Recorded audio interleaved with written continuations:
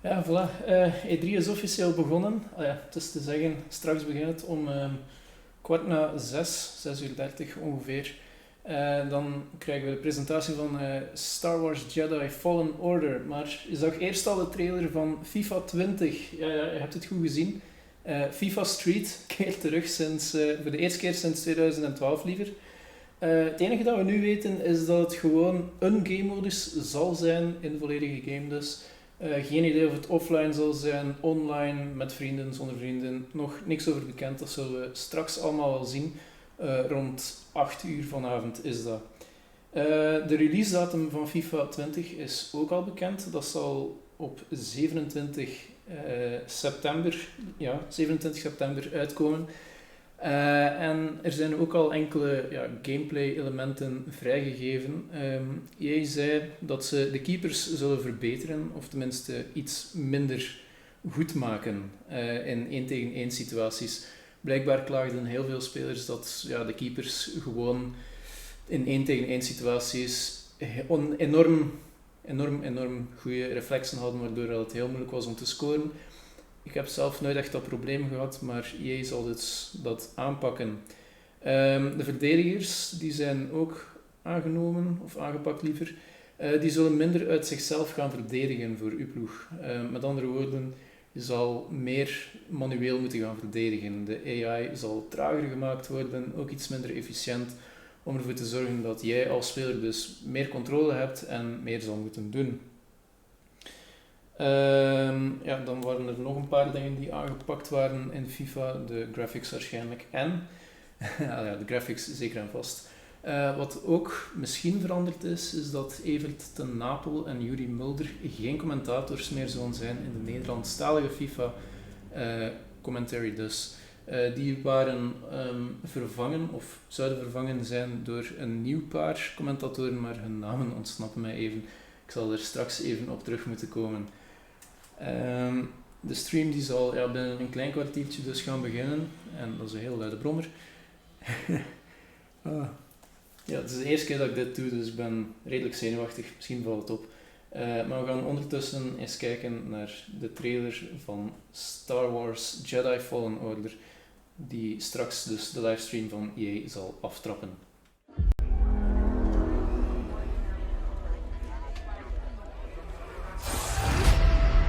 Wasn't always like this. But now, there are 3 rules to survive. Don't stand out.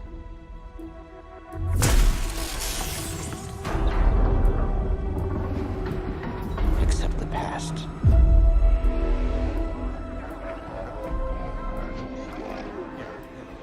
Trust no one.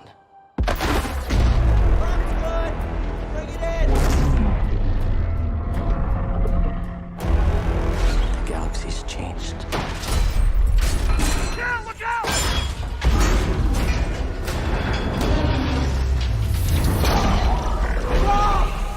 Whatever you do,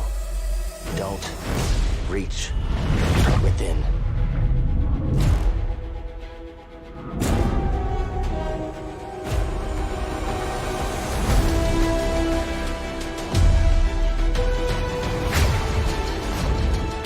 Don't stand out. Accept the past. Execute Order 66.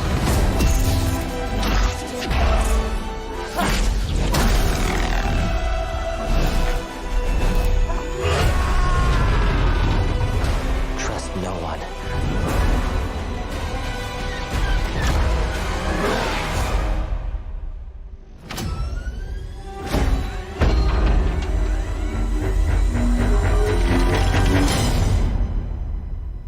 Trust only in the Force.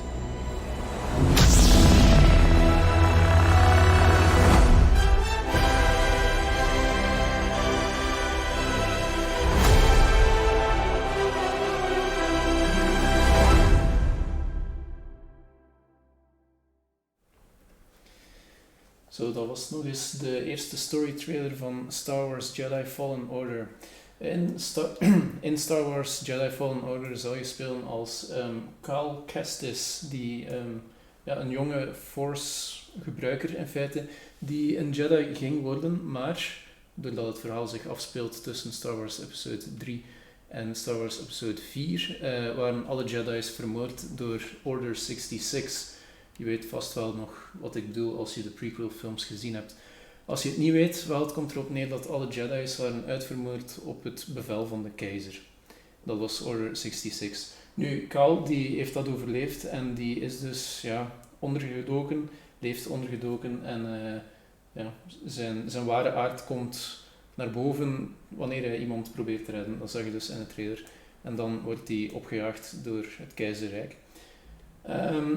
EA heeft al bekendgemaakt dat het geen gewone action-adventure game zal zijn, geen hack-and-slash toestanden, maar een heel doordachtzame actie-adventure game, waarmee een heel groot focus gelegd is op melee combat. Dus je zal heel veel hand-tegen-hand gevechten moeten doen, heel weinig schieten en hopelijk zullen we ook genoeg met lightsabers kunnen vechten. De game die komt uit op 15 november dit jaar nog en we zullen straks de eerste gameplaybeelden ervan zien. Ik ben persoonlijk heel erg benieuwd. Ik weet niet wat jullie ervan vinden, maar ik kijk er echt wel naar uit. Ik ben zelf groot Star Wars fan, altijd al geweest en het ziet er gewoon cool uit. Wat er ook nog aangekondigd zal worden, naast Star Wars en FIFA, zijn Apex Legends. We zullen waarschijnlijk nieuwe characters te zien krijgen. Nieuwe seizoen zal waarschijnlijk ook voorgesteld worden. Wat dat allemaal met zich mee zal brengen, dat weet ik nog niet, of dat weten we nog niet, liever gezegd. Wat wel al geweten is dat Battlefield 5 ook weer heel erg in de picture zal gesteld worden. Met namelijk die nieuwe maps, waarvan de trailer eergisteren was gelanceerd. Er komen 2 nieuwe maps dus die zullen voorgesteld worden. Eén daarvan is in het Midden-Oosten. En dat is een heel grote map met focus op voertuigen en dergelijke. Er is ook een map die in Griekenland zich afspeelt. En er komt dan nog een nieuwe map, eentje waar ik persoonlijk wel benieuwd naar ben.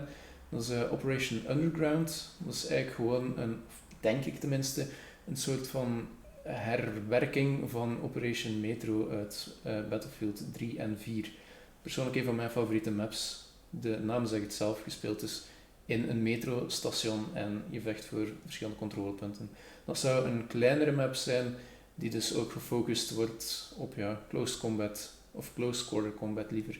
We hebben daar ook nog een trailer van staan en die zal ik anders nu even laten zien.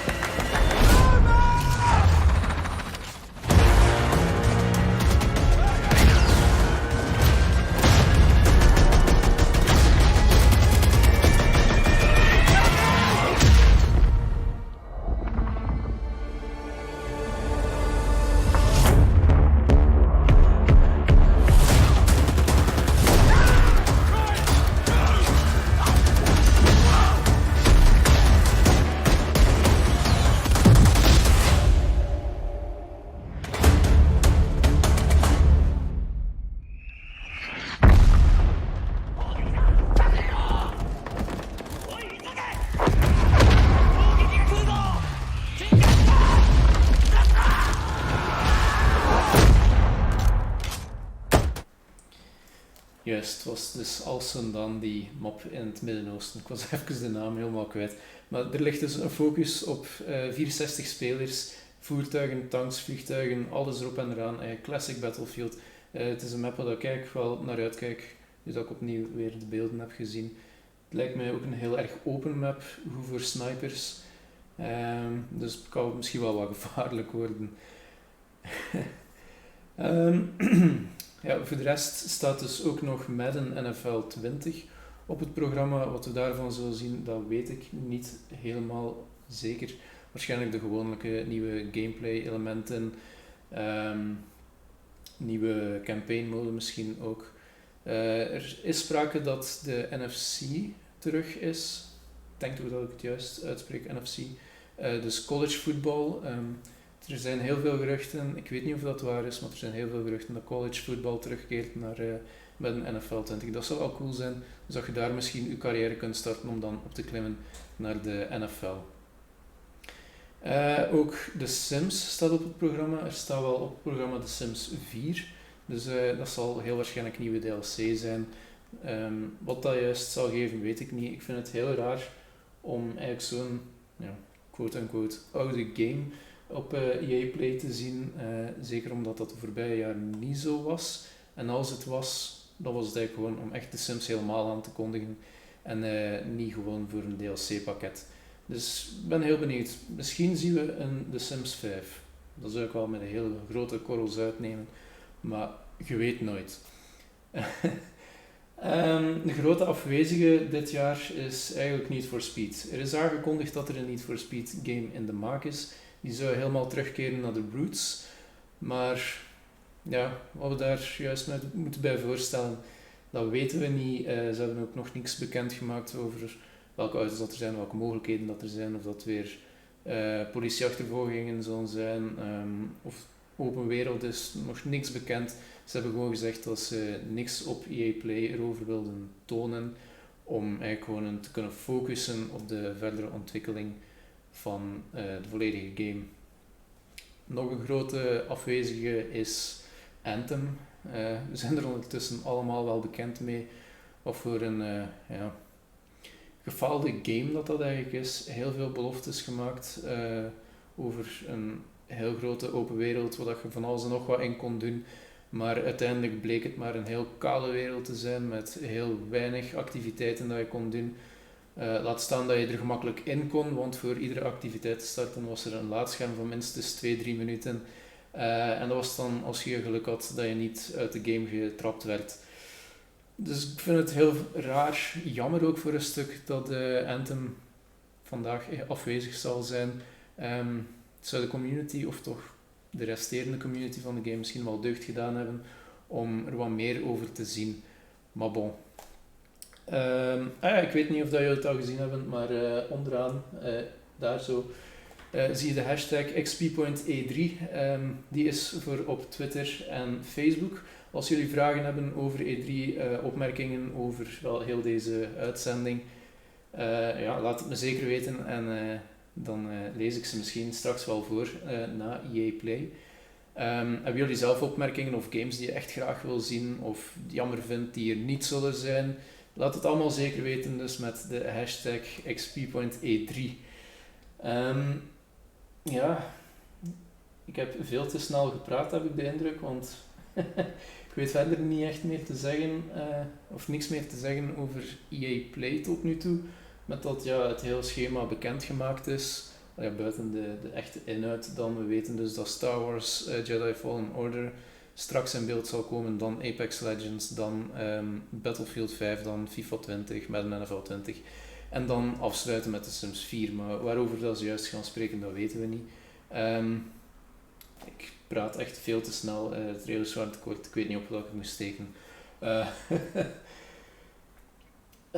Misschien over andere games dan, of over andere programma's. Juist, groot lek, Watch Dogs Legion, of Watch Dogs 3, Watch Dogs Legion dus, werd gisteren gelekt door Amazon UK. En daardoor heeft Ubisoft dus nu al moeten bevestigen dat Watch Dogs Legion dus wel degelijk in ontwikkeling is en voorgesteld zou worden. Morgen is dat op E3 dan. Dat zenden we ook helemaal uit, by the way.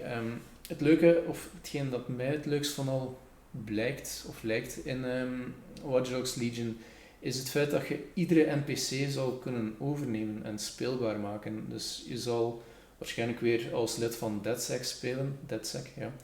En je zal dus iedere NPC die in het spel zit kunnen recruteren voor je zaak. Wat die zaak juist zal zijn, dat zullen we morgen wel zien.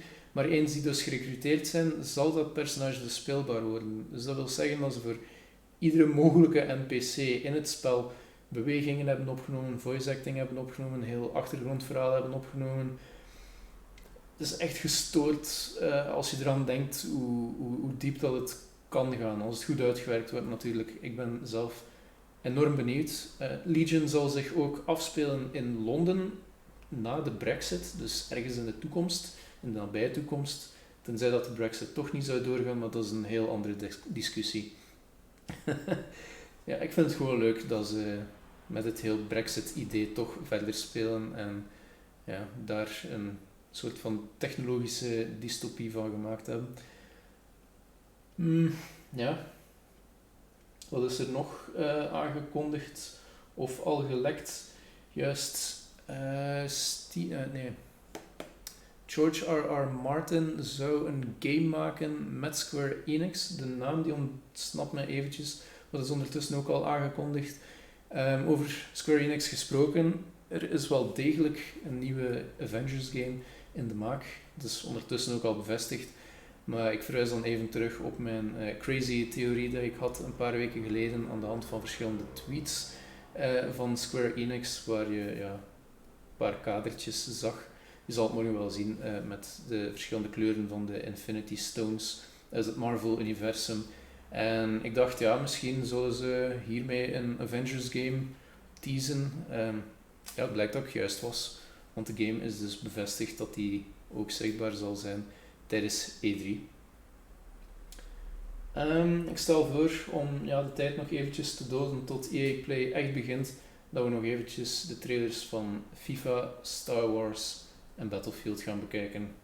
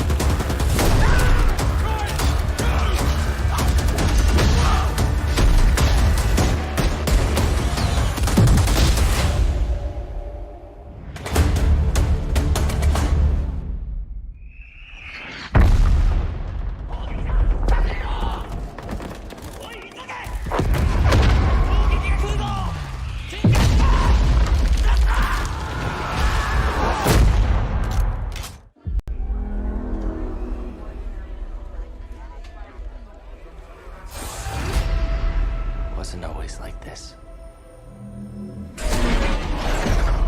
But now, there are 3 rules to survive. Don't stand out.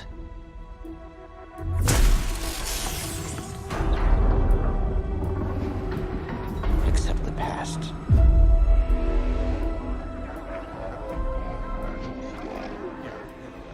Trust no one.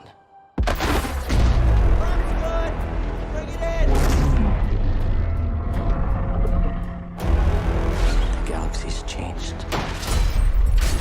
Yeah, look out!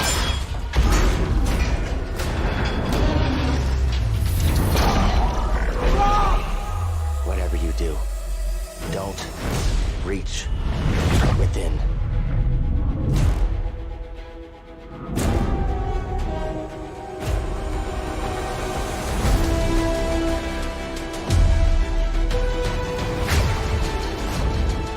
Don't stand out. Accept the past. Execute Order 66.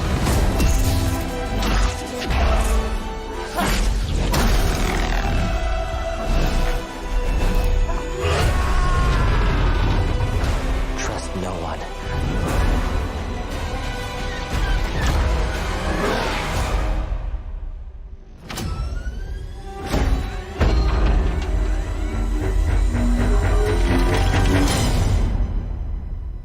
Trust only in the Force.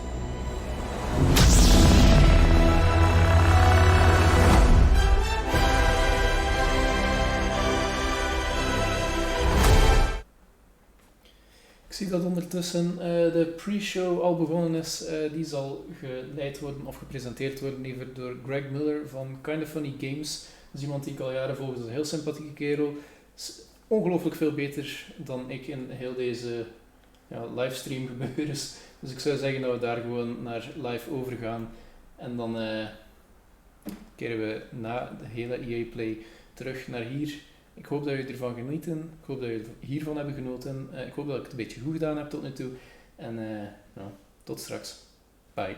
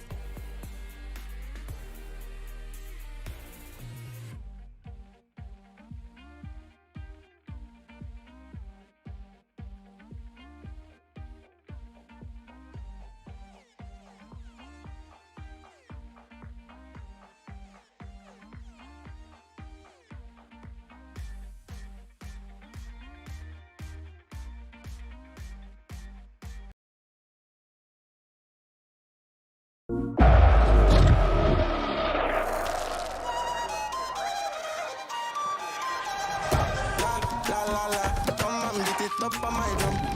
La la la la, let me give you something for bite and I'm tick tick tock, tick tock, tick tock, tick tock, tick tock, tick tock. Leg in the air, come now. I'm putty, putty, putty, putty, putty, putty, putty, putty, putty, putty, putty, putty.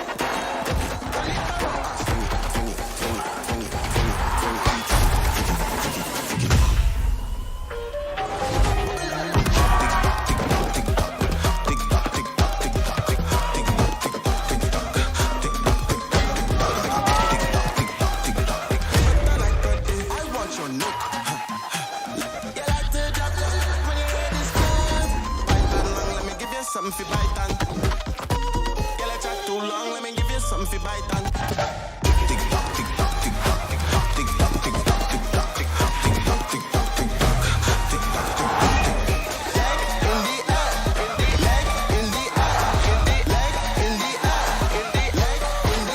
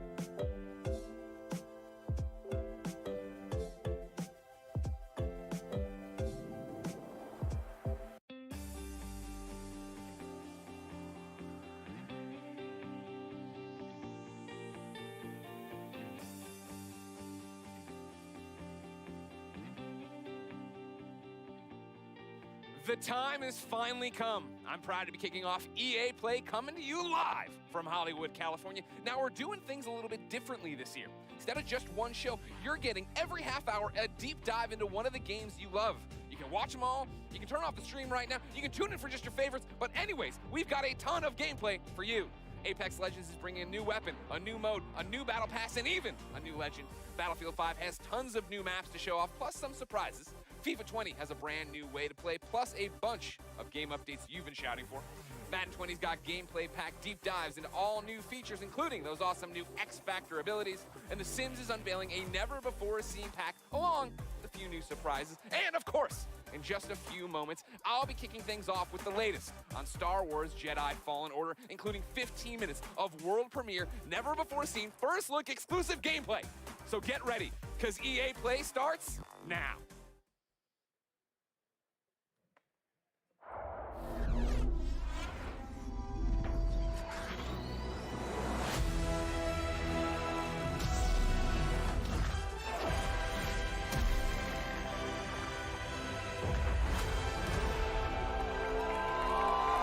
What's up, EA Play?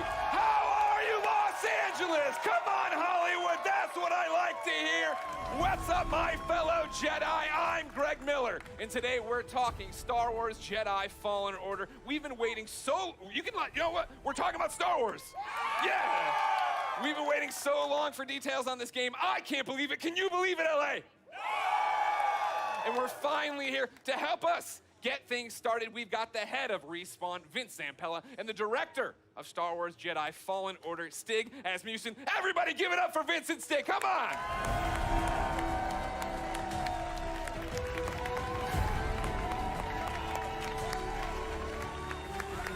Get in there, how you doing? Goodness, give me the hug, Vince, let's get it going. Yeah! Yeah! Please, keep it going, they're making a Star Wars game. Guys, welcome to EA Play. Thank you. What a great welcome. How are you feeling right now? No pressure. You're just about to announce maybe one of the biggest, if not the biggest, games of your lives. I'm gonna let Stig answer this one. You're supposed to answer this one. Off script. So awesome. Oh yeah, we're totally off script. They gave me cards. That was the dumb officially off idea. script. Nobody cares. It's so awesome to be here. I mean, it's EA Play, it's E3, it's Star Wars. Yeah. I mean, it doesn't really get any bigger than that. Yeah, this is something that Stig and I have been envisioning for years, to see it come to life and be able to show you guys 15 minutes of gameplay today. Uncut. All right. So everybody's anxious to see what this 15 minutes is going to be. Yeah. For somebody watching right now who's just a FIFA fan, they don't know anything. What is happening? What is this game all about, Vince? This is a single-player action-adventure game set post... Oh, yeah? Oh. They're not dead, everybody! Set post-Order 66 after the events in Episode 3, when all the Jedi were hunted down. Well, not all. When the Jedi were hunted down and eliminated. So, Stig, that's the nutshell of the entire game. What are we about to see? Where are we at in the game right now for context? Okay, so Cal's, this takes place maybe about 3 hours into the game. Okay. So Cal's built himself up. He's not a lowly Padawan anymore, but he's not a full Jedi yet. Sure. Like Vince said, this is unedited. We had one of our star players, Blair, over there. That's it right there! This is an expert playthrough. Okay. So we're going to see some really cool stuff. He practiced a few times. 2 or 3, Blair? 2 or 3? Yeah. 2 or 3 dozen. It takes place on Kashyyyk, which Okay. is the Wookiee planet. Of course. And Cal's on a mission to restart the Jedi Order, and it takes him here to Kashyyyk. And the Wookiees have been enslaved by the Empire, who's basically siphoning the planet for all its resources to build up the Imperial war machine. Got it. All right, so I brought up my phone, not to be rude, of course. It wouldn't be Greg Miller if I didn't look at the Twitch chat. And yeah, they are all through with us talking. They'd like to see the game. We've gone on long enough. We're not going to drone. Let's do it. Vince, Well, let's roll. would you like to kick it off? Let's go!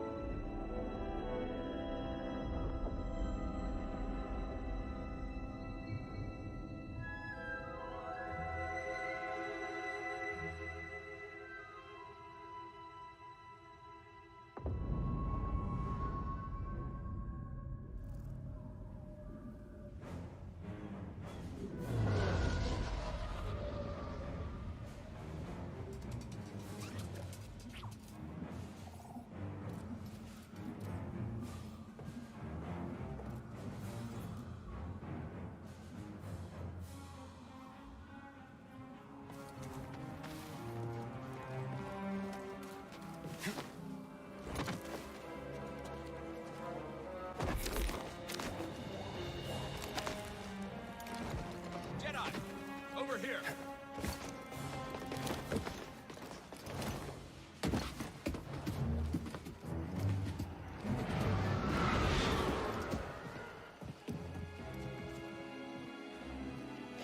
Imperial sap refinery lies dead ahead. What does the Empire want with tree sap? Nothing good. They refine the sap into a powerful compound, and they're rushing to expand production. We have to stop them. That's the plan. We don't know their end game, but they spread themselves too thin. This map we've recovered proves it.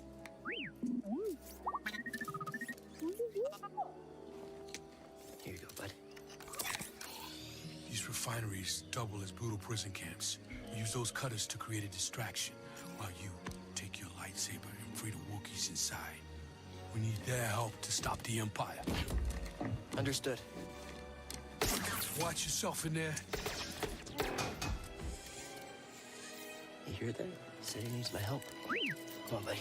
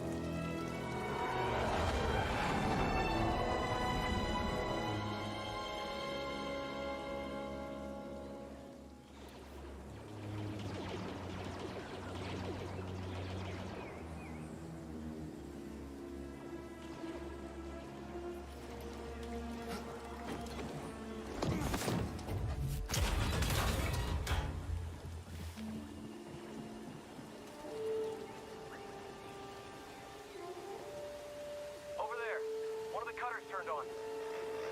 You running some kind of drill? We should call it in? Well, that'd be a breach of protocol.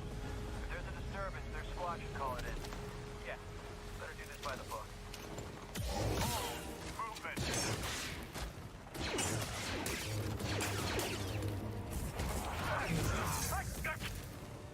Taking aim!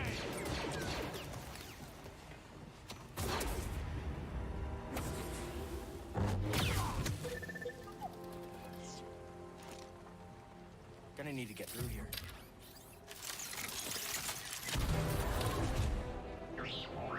Thank you.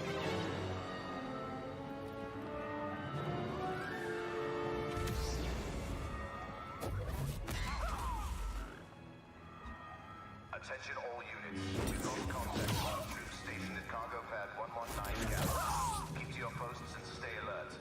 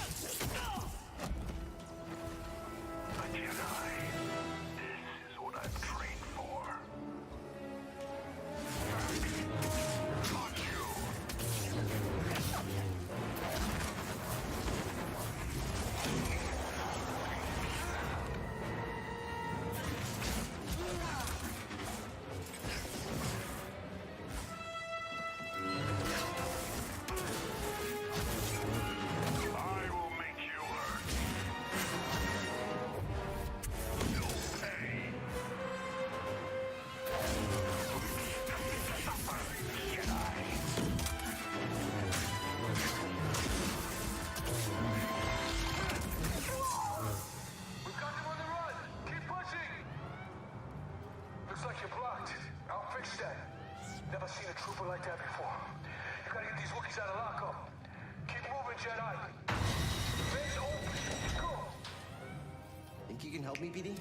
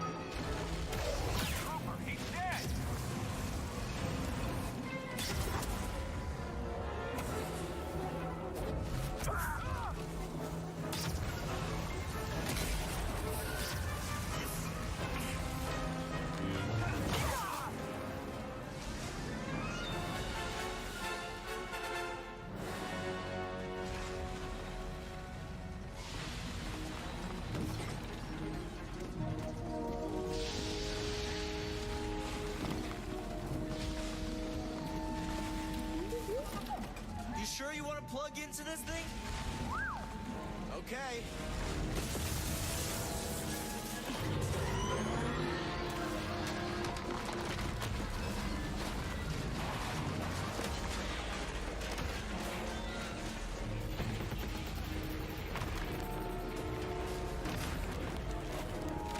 A shortcut. That's why you wanted to put this thing. You had no idea that was there, did you? You just wanted to turn that cutter on.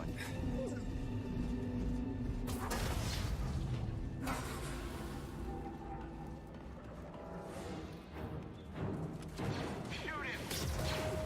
Not an easy target!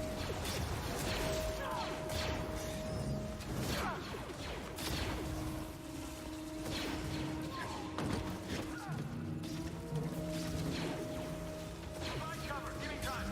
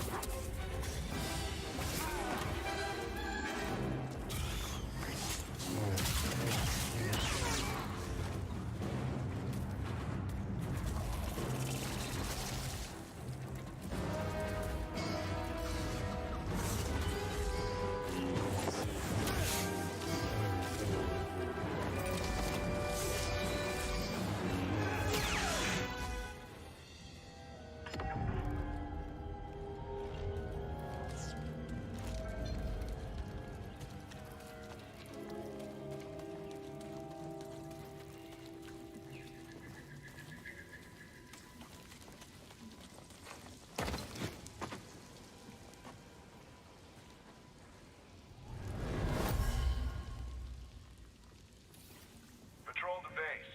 Got another breach down here. Some kind of webbing. Hey, who's that?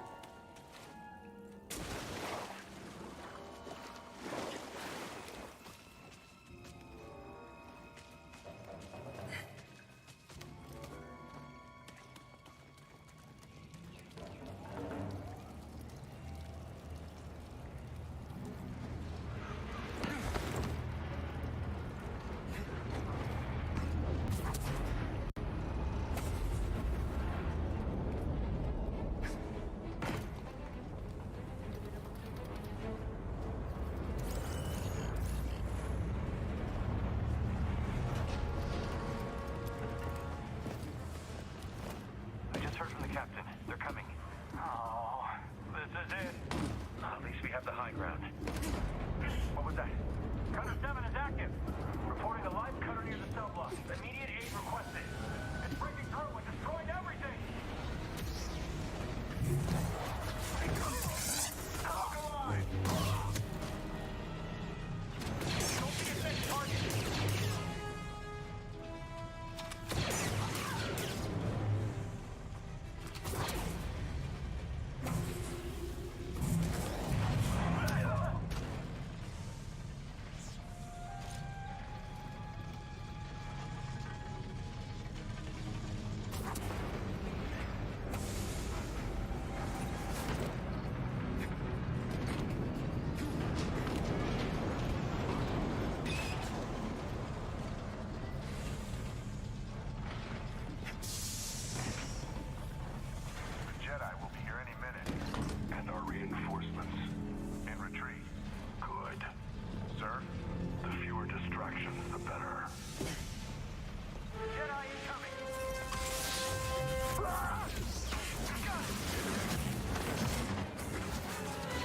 Down!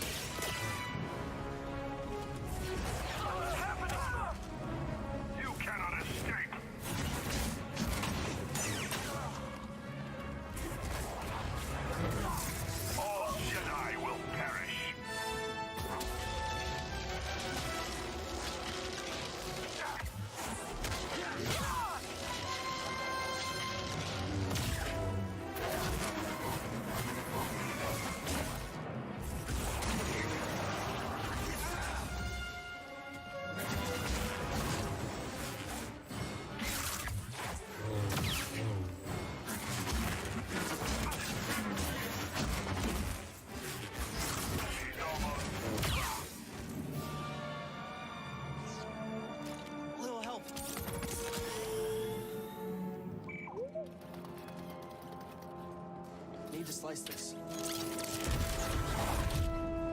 No guards.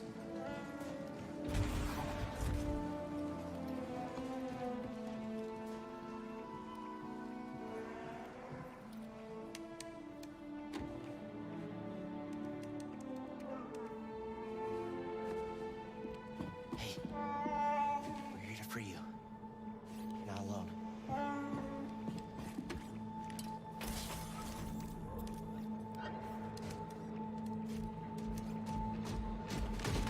Visitation is not permitted.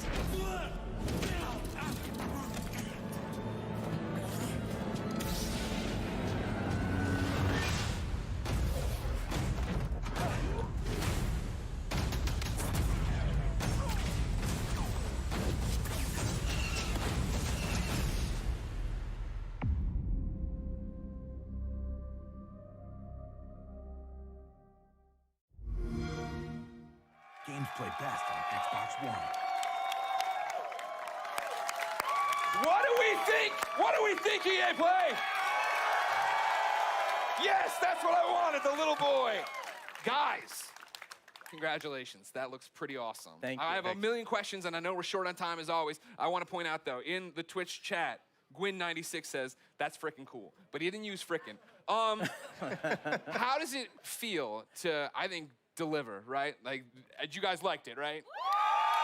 I think I was looking at the Twitch chat. There's a lot of people who liked it. Like, what does that feel like to finally show this game?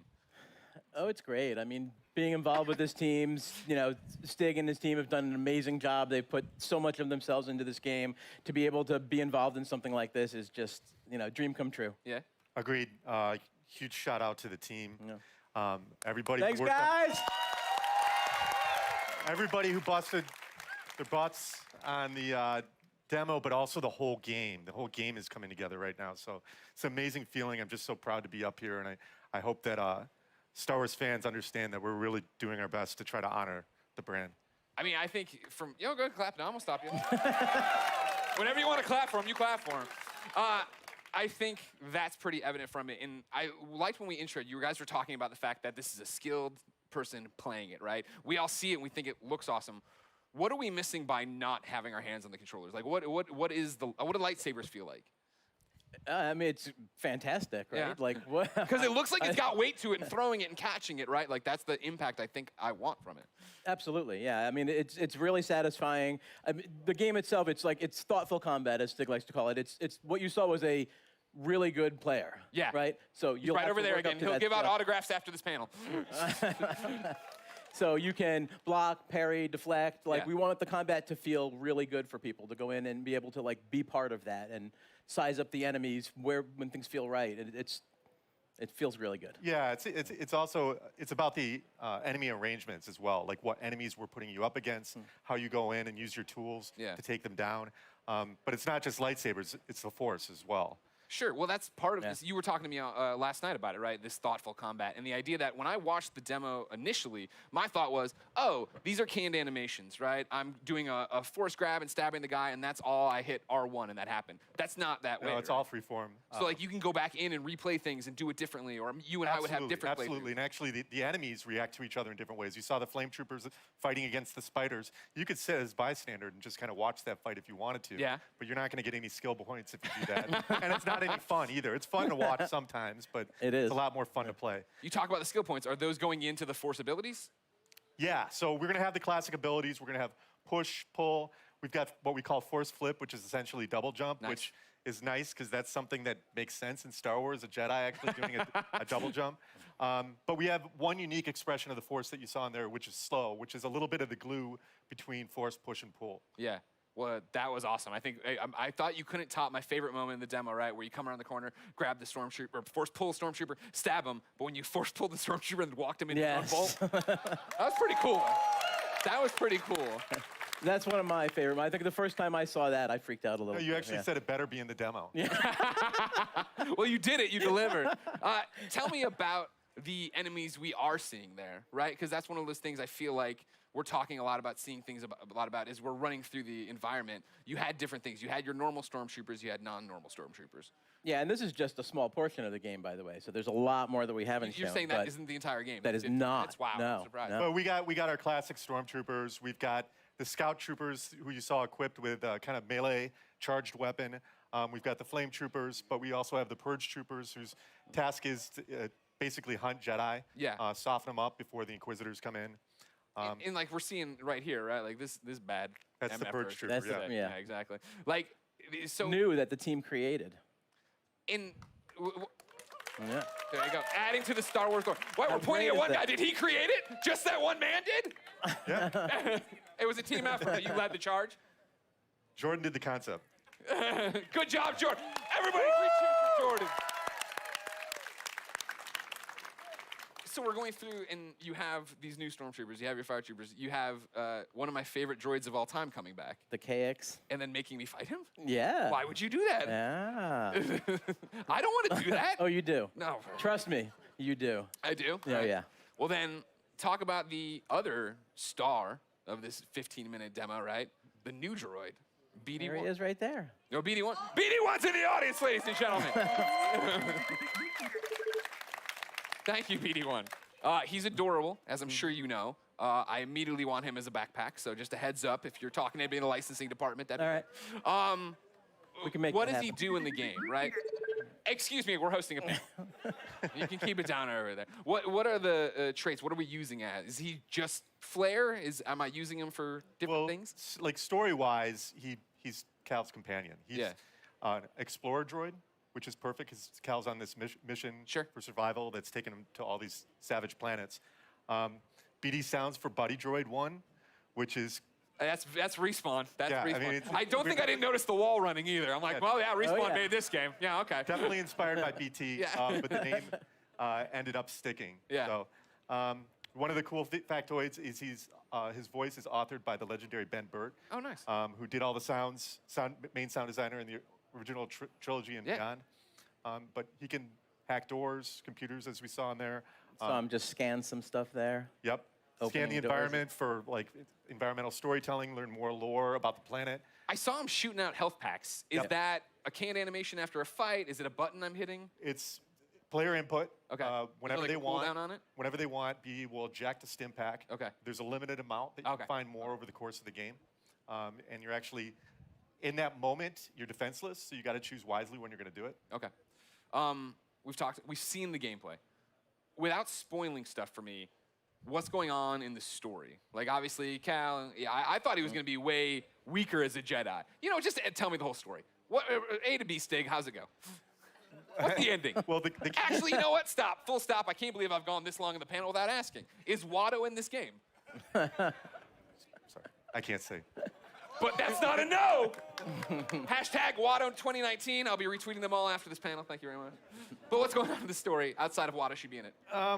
Well, you know, story's a really big deal to us. We've created this with Lucasfilm. We got to keep a really tight lip on it. So Thanks. I don't really Great want to panel. go It's into it over. too Everybody far. go home. Sorry. I mean, yeah, the story's Gotta save good. it. Okay. I know one of the things a lot of people had been asking, right? I'd put up stuff on Instagram saying, hey, give me questions. Community wanted to know, this is Star Wars canon, right? You said- Totally canon. Okay. Totally legit. Okay. This is a real Cal's a real character. Yeah. You saw Guerrera in there. He's you know, obviously part of the Star Wars universe. Seer, Cal's mentor. Yeah. They're all gonna live in other places. Okay, that's great. Vince, how's that feel? No pressure. It feels great. Yeah? Yeah. I mean, we have. You act like it's so nonchalant. You're making a Star Wars game. It's canon. Yeah, it's not nonchalant at all. It's amazing. Like I said, I'm just like shocked to be up here. I'm like. I know, it's a big deal to work with me, but it's okay. He'll be Uh-huh. all right. We've been talking about this for like 10 years. Yeah. So. The other big community question I've seen a lot is, it's a Star Wars game, and Star Wars games in the past have allowed us to go light or dark. Is that a choice here? No, Okay, well. Why not? because. No, I think it goes back to the fact that Cal's authentic, Yeah. and he has to fill a certain role so he can be used in other places. Yeah, this is a Jedi story. Well, that's the thing I appreciate the most, is that you guys are coming in and telling a story, right? Like, I think that's why so many of us are excited for it, is the idea that this is a Star Wars story, that you guys have something to tell, something to say. And a lot of walls to run on. Vince and Stig, anything you want to say to the fans before we let you go? I mean, just thanks for the support. The energy here is great. Yeah, it's fantastic. We're fantastic. Greg's showing us Thanks for some coming stuff out. online. Like everyone, the reaction is fantastic. Amazing, amazing moment. The team, badass. Thank you guys. Hey, go team. All your hard work. Now we just have to finish. Can't wait to bring it to you guys. There's so much more that you haven't seen yet. I can't wait to show you. Believe it or not, there's so much more. There is more at the Microsoft conference tomorrow. That's right. Vince, Stig, thank you so much for coming out. November Thank you. 15th. Can't come soon enough. For those of you here at EA Play, the Respawn team has brought even more gameplay for you to check out over in the Star Wars Jedi Fallen Order Theater. And for those of you at home, Extended. I was about to do a bit. For those of you at home, you will stay tuned for Apex Legends. Yeah! What you're looking for. Thank you for the yeah. I was like, that's the corniest joke I put in this thing. No one's gonna laugh. Everybody, I'm Greg Miller. Thanks everybody for watching. We got more EA Play for you now.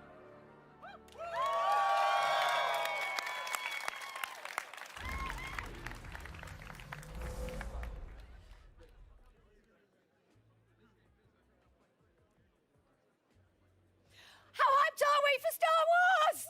Let's hear it! So hype. Hype mode engaged, although that's actually a lie. It was engaged about 3 days ago. Anyway, so big thanks to Vince and Stig for sharing that exciting deep dive into Star Wars Jedi Fallen Order. We're all a little bit too excited here, I'm not gonna lie. I'm Julia Hardy, and a little later on, Adam Freeman and I will be bringing you news on Battlefield 5. Yeah? Right now, though, EA Play is in full swing with gamers getting their hands on all kinds of exclusives. There's a lot to look forward to, starting with our next show, Apex Legends. So Alex Goldenboy Mendez is bringing you the hottest news on Apex Legends Season 2. We've got info on a new weapon, new battle pass, new mode, and a reveal of the 10th legend. Stay tuned, because Apex Legends is moments away.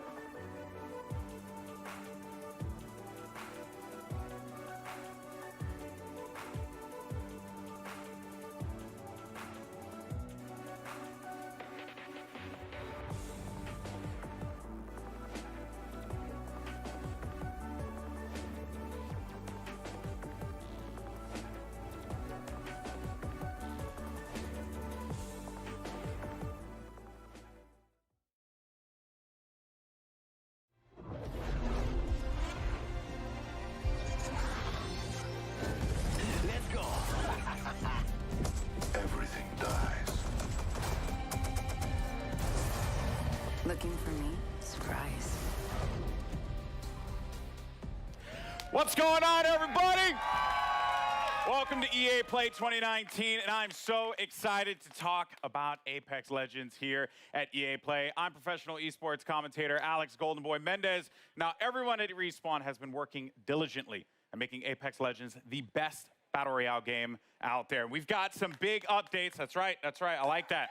Like that, baby. Bring that energy. We got some exciting details to share on Apex Legends Season 2, including a brand new weapon, a new mode, an improvise, you hear me? I'm improvising. An improved battle pass, a reveal of the 10th legend coming to the arena, and so much more. So let's jump out of this drop ship, dive right into the hot zone. Take it away, Jay. Thanks, Golden Boy. I'm Respawn's community manager, Jay Frechette, and as you can see, we've brought Kings Canyon to life right here at EA Play.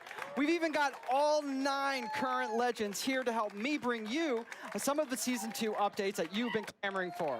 We're going to introduce you to our newest legend after the show, but for those of you at home, don't miss your chance to jump into our Legendary Hunt event. Check it out.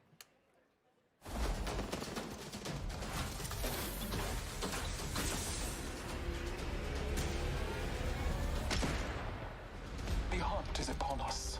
Prepare yourself. The Legendary Hunt has begun. Legends can compete to enter an all-new Apex Elite queue, complete challenges for exclusive cosmetics. I could do this all day. Earn XP and Battle Pass boosts, and find all-new exclusive skins in the in-game store. Only the strong will win and slaughter. For a limited time, Legends who place in the top 5 of any match will earn the right to join the Apex Elite queue. I need some help over here. Solid copy. There, they will have the opportunity to test their skills. Need some ammo against the most talented legends in the game. One more. A legend's true test is from within. Additionally, legends can complete legendary hunt challenges to earn rewards, like the epic Master of the Hunt Bloodhound, the Wolfpack G7, not all day. I won this one. and hunt down 2 wins to score the exclusive legendary Tamed Beast triple take. Trust in the gods, and you shall be rewarded. Opening fire. Got him. During the event, all Battle Pass owners will receive the free legendary Honored Prey R301. Hit level 15 on your Battle Pass, and you'll also earn the legendary Night Terror Wraith. You know what I look like. Come find me. Every day, Legends can also earn an entire Battle Pass level for your first top 5 finish of the day. Thank you for the fun fight. And we're doubling down with our first ever Double XP weekend. One moment. From June 7th to June 9th, earn double XP on both your base and Battle Pass progression. Our destiny has led us to this moment. Throughout the event, be sure to keep an eye on the rotating store for new exclusive Legendary Hunt cosmetics. The sky has opened and gifted the day. Squad up and drop in, as the Legendary Hunt won't last forever. Good luck, Legends. Let the hunt begin. That's right, until June 18th, you can jump into the Legendary Hunt, our limited time event that features the debut of our Elite Queue, exclusive challenges you can unlock, and some killer skins and more. Also, this weekend is Double XP weekend, so there's lots of great reasons to jump in. The community really brought it since this event launched, and it's awesome to see the best duke it out. Back to you, Golden Boy. Thank you so much, Jay. Thank you, Jay, for that. Appreciate it. All right. That was season 1. Who's ready to talk about season 2? I like that. So, you know, listen, I play this game every day. It's one of my favorites, and I did this like right before the show started. That's how much I play this game. And, you know, I'm going to jump back in when we finish up. But first, I do want to talk about season 2. We've got the first details here. And joining me, we got Drew McCoy in the house, ladies and gentlemen. Drew, we've been so patient for that beautiful, beautiful content. Yes. What do you have for us today? Well, it's coming. Okay. First and foremost. Content is coming. It's Confirmed. coming. You've heard it here first. So season 2, it's coming July 2nd, and it's called Battle Charge. All right. So Battle Charge will be coming out. What can we expect, though, when this new season drops? Yeah, so as we announced when we launched the game, we're taking a seasonal approach. So we're trying to cram as much into the launch of season 2 as possible with some other stuff along the way. But what you can expect from the launch is a new legend, a new weapon, a new way to play the game. Okay. Perhaps a map event. And a lot of this has been done through a lot of the feedback from community. We're also changing up some of the meta balance of weapons to try and buff up some of the weaker weapons and bring a lot of cool stuff in the game. Okay. All right. It's a lot. It's a lot. We're going to talk about a good portion of it here, but let's talk about that sweet new content because season 2 is bringing a new weapon to the fight, and today we're excited to show it to you. So let's just go ahead, roll the clip. Show it. Care package touching down. They usually carry rare platforms. Elstar here. I am taking fire, friends. I bathe in the blood.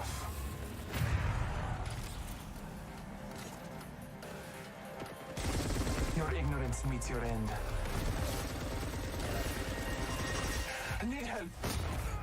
Good job, me. A new season. Strong work.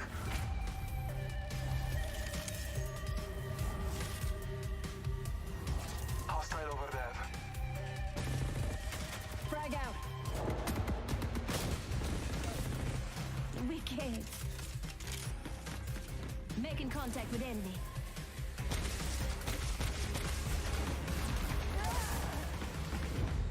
Accept it, I'm here.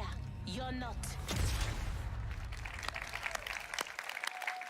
There you have it, the L-Star, man. I remember getting slapped by this gun in Titanfall 2. So pretty excited to see this one make it into the fold in the arena. Seems really powerful. So tell me more about its place in the entire weapon loadout for Apex Legends. Yeah, so the L-Star's new, it's coming, launch of Season 2. It's actually a care package weapon because it's so OP. Okay. It's just amazing. But Glad you said that out front. Yeah, well, you know, it's like the Master for the Kraber. It's incredibly powerful. Yeah. And being a care package weapon, it doesn't use any of the existing ammo on the ground, so whatever you get with it is what you got. I also noticed, too, it shattered through doors. Yeah, it can open doors. So, like, melees, grenades, and now the L-Star. Wow, okay, so that is pretty sizable. Now, what other changes are going to be coming to weapons? Because and this may seem very nerdy, but I'm a huge fan of hop-ups. I'm all about Prowler with my switch fire. That's my jam. Yeah. What are you bringing me? Yeah, so like I mentioned, there's going to be some meta changes to the weapons. We're trying to bring up some of the weaker weapons. And then, yeah, there are 2 new hop-ups coming. Not really going to say what they are yet. You guys got to wait for Season 2. But there is a chance that maybe a memeable weapon named after an African country is usable. Is usable? Yeah. Okay. Perhaps. All right, perhaps. I mean, that is yet to be seen. We'll have to see if that's going to be a reality. All right, cool. So we're starting out hot with that L-Star light machine gun. We also have the Battle Pass. And, you know, when you guys first spoke about the Battle Pass, you said that it was a learning experience. What's different this time around for Season 2? Yeah, so we've been listening to community a lot. Season 1 didn't quite launch as well as we were hoping.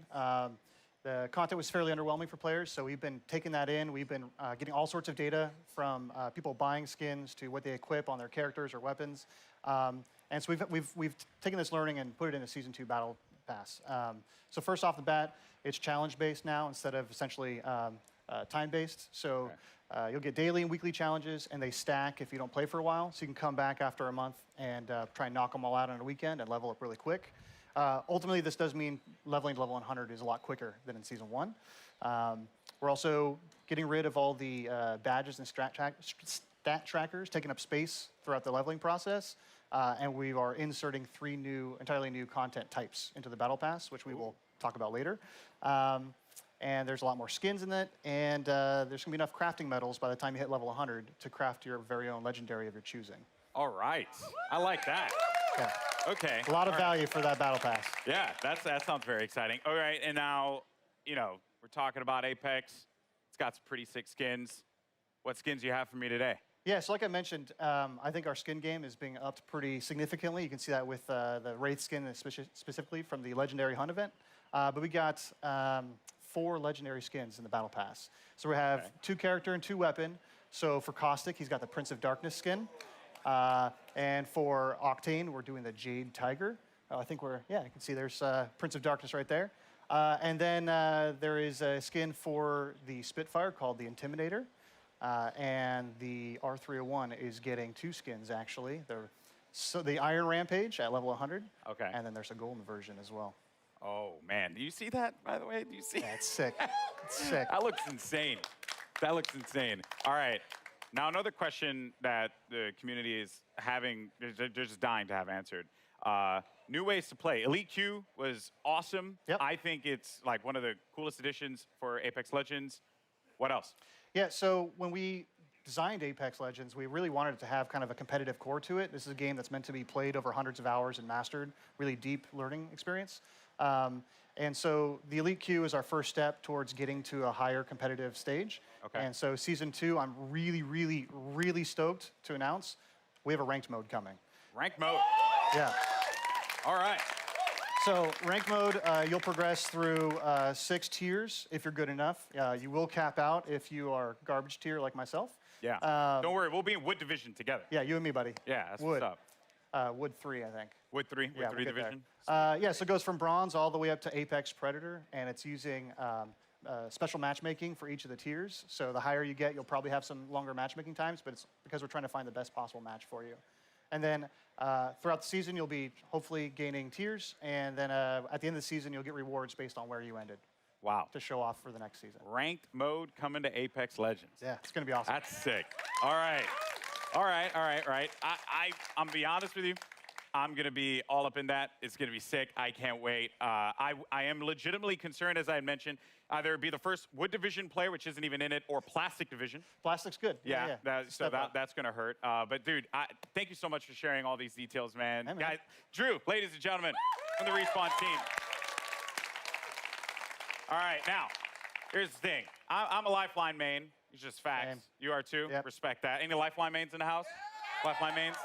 All right, but that might change when the new season drops. That's right, because Jay, give the people what they want. We want to know who is the 10th legend joining the arena. What do you have? It's my pleasure, Golden Boy.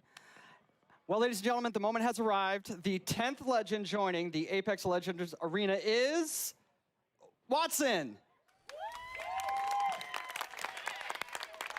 To help us get to know our latest legend a little bit better, our team put together this touching illustrated short. Let's check it out.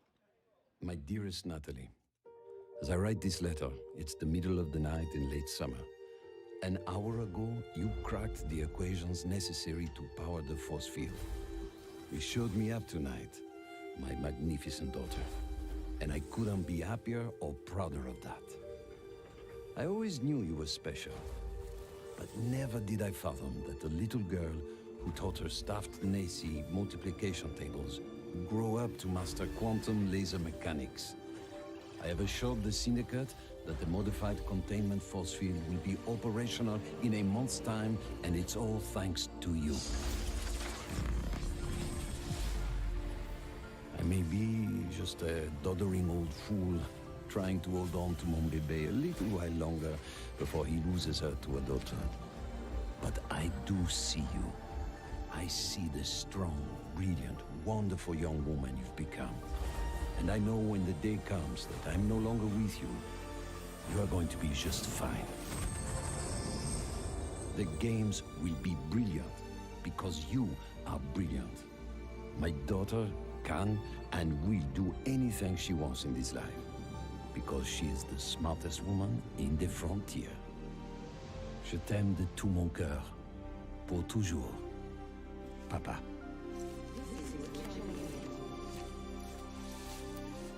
I did it, Papa. I hope wherever you are, you're cheering for me. That's right. Ladies and gentlemen, Watson joining the arena, and joining me now, we have the three gentlemen who brought her to life. Griffin, Will, and Tom, thank you so much for joining us here. Wow. So I mean, Bible thumps in the chat, man, because that was the feels right there. Hit me right in the feels. But Griffin, we'll start with you, bud. You're one of the legend designers, and I'm curious on the approach that you guys took toward making Watson a character that has impact in the arena. So Watson really started as a conversation between a friend of mine and I, he's an engineer, and he has this really methodical, interesting way of taking really complex problems and systematically solving them. And so I kind of thought, what would it be like if we took the sort of the defensive complexity of Apex and introduced a character that could really create an ecosystem in which you can survive the really aggressive third-party meta, all of that stuff. So the idea behind Watson really is that if you plan and you sort of adapt to the environment, and you really know the map, and you work closely with your team, that you can really create these strong defenses that that people are going to really have to think about in terms of how they push on you and that sort of thing. So the current meta of I hear gunfire and I hit it as hard as I can, with Bangalore, Wraith, Octane, all of those, we're trying to sort of bump that meta a little bit and make it so that this more stanced RTS kind of play style has breathing room. Yeah, you're trying to provide like options for the players. Yes, right? Because if you want to be able to play that hyper aggressive approach, whether you're running like a composition that contains like a typical one, which would be like a Pathfinder, Wraith, and a Lifeline for that support. Yeah. You can play into a composition like this, and they kind of counter one another. So that's going to be really fun. And we're going to dive into the abilities and everything that she does, because let me tell you, it's insane. Now, as far as the look and feel, my favorite part about Apex Legends is that the characters, the legends themselves, they stand out. When you're looking from far away, you see the silhouette and you know exactly who it is that you're about to engage with. What were some of the complexities in bringing a character like Watson to life? Yeah, so it's a collaborative effort, you know. Shout out Heath and Sam, animation department. Everybody kind of works together. We were given a specific set of skills that she would be using, abilities from Griffin, and that's kind of all we had to go off of. So we had to, Heath did a great job of like bringing it all together, giving her a sort of a grounded aesthetic she had to look like she was using electricity and stuff like that. So rubber gloves and the coils and the wires and pushing her silhouette at the same time, making her stand out. You have to be able to read who she is from different distances. From there, all right. From there, you can really go in and sculpt all the details out and work with the animators to really bring her to life, give her personality in everything that she does with her abilities and that too. So. Yeah, and there's some really cool stuff there as well. Every part that Watson, she takes out an item in her kit, it's actually like on her person. Oh yeah. You see it happen. Yeah, and those are all very meticulously designed by the concept artist and then modeled out in 3D. So yeah, it's all functional. That's great. In the world, yeah. So now you get to the gameplay, the look, but the story, you know, because you got to hit us in the feels, right? Like super hard, and you just did that. Watson's backstory, who she is. Let's dive deeper into that one, Tom. Watson's kind of different from the way we usually do things, because usually it's very collaborative and we're creating the character at the same time, all the different departments, and we're working together. Watson was different. She was already designed and drawn when I got her. And one of the great things about working at Respawn is they encourage us to create characters that are non-traditional and that are characters you haven't seen in video games before, and to kind of branch out and see what else, you know, what other kinds of people can we represent out there. And so Watson is a very different character than I've ever seen in a video game, at least. And everything is based off of what these guys created. I mean, it's all, every single part of her backstory is connected somehow to either her abilities or her look. And now, it was something that kind of stuck out to me. So am I correct in assuming that Watson played a big role in the arena itself? Yes, so Watson and her father actually invented the ring. Okay. And so she grew up in the arena, literally in the arena when they were building it. And we're going to start to, you're going to see with Watson and moving forward, we're going to start to build the lore of this world a little bit. You're going to find out who created the games. They mentioned the Syndicate in there, so we'll talk about the Syndicate down the road. You're starting to build more and more of a universe. Yeah. Which is great. So she's in the arena, so all the legends must know her. Oh, yeah. She was their kid sister, basically. She was always hanging around the arena, and she got to know all the legends and got to watch all of them. She's not a mercenary. She's not a soldier. You know, her role is of support, and so everybody loves Watson. She's the one person that could probably unite all the legends together. Including Caustic. Caustic respects her. She's a scientist. Okay. She's an engineer. Okay, so like was a strong word for Caustic. Yeah, I don't know if Caustic likes anybody. Okay, He likes that's fair. Yeah. That's fair. Well, yeah, that's super cool. I mean, blown away by this character so far. Now, I mentioned before we're going to talk about the abilities, because when you revealed these to me, I was floored, jaw-dropping. And a lot of people online were kind of like guessing as to like what it would be, and I'm very happy to see that a lot of them, some had the right idea, but for the most part, what she's capable of doing is ridiculous. So let's just talk about the active. First thing, defenses. Yes, so the Watson has more interrelated abilities than probably any other current character we have. You really need to understand how they all interact. The fences, you can place 12 nodes, and you can use these in any permutation you want. Part of why we sort of went with her being such a brilliant electrical engineer is because we really wanted to reinforce both mechanically and thematically how creative the player can be with these. Basically, we're just giving you free reign to place these however you want and figure out the players, like I just saw right there, I don't know if that was intentional, so when your teammates go through, it shuts down. It shuts off. So if I'm downed and they run through the gate, does the gate deactivate? Yes. Oh. So there's a lot of different interactions, a lot of different ways that you can interact with the gates with other characters. The ultimate is, we call it an interception pylon. It shoots down bombardments, incoming grenades, stops arc star spam, and it charges your team's shield.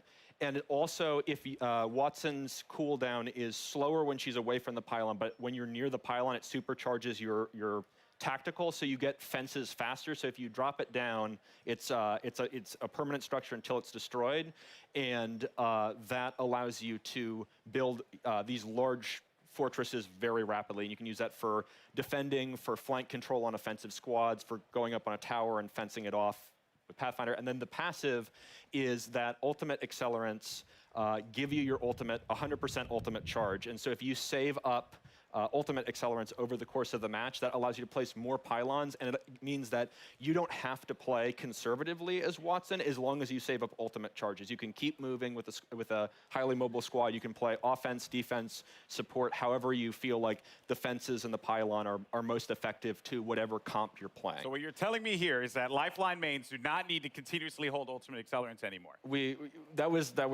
felt like we needed to rejoice. That's right. We did it, people. Finally, because everyone's like really mean to me if I don't like use the ult accelerant. It's not fair. Oh wow. So that is ridiculous. There's also when they cross the fences, you get pinged as well. Oh yeah. So if any enemies cross through the fences, it pings your entire squad. So there's a situational awareness element to them as well. Wow. So if you know, so this is why like she grew up in the arena. If you know where all the choke points, the entrances, the exits are, you can set up fences there, and you'll know exactly when an enemy crosses. I'm even thinking about like compositions and how like it could work out. You know, maybe for any Gibraltar mains out there, maybe find a little. No one cheered for that. Feels bad, man. Maybe there's like a little synergy there that can be created. There's a lot that can be done with these fences and being able to block off certain chokes. Yeah, I think it's really the big, sort of the ceiling is how creative people can get with it, and I'm really excited to see what people do with it. And from an art perspective here, you know, they're very distinct. They stand out. What were some of the challenges in making sure that these fences really, like, when a player saw them, they knew exactly what it was, not to kind of catch them off guard, so to speak, to make it really, really stand out in the arena? Yeah, again, silhouette's everything. You got to make it stand out, and it has to look like it lives in the world, that it's something that she can use, and that lives on her body as well. She's able to pull it out, and she's able to bring it out and, you know, create a fortress, basically, and it has to read. So we had concept artists working on every little detail, and the modelers as well, and we had to test it out. We tested it out, we play it in-game, or in-house, and make sure it reads well. And these guys do a tremendous job of it too. I'm like, I need like a post with electricity that goes between the two. Yeah. And they create really cool stuff with just that kind of vague, hand-wavy designer description. Everything about it has clearly been thought out. This legend is going to be incredible. I can't wait to play Watson. You guys excited? Watson? That is nutty. All right, well, again, very much looking forward. Now, today, we've covered a bunch here. We've seen a new weapon. We've gotten a new mode, the latest legend, and the new Battle Pass for Season 2. So, let's recap all the amazing Apex Legends action that we've seen here today. Surprise. Care package touching down.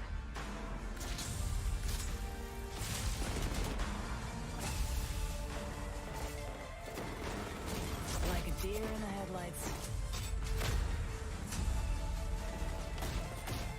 Your time is ended.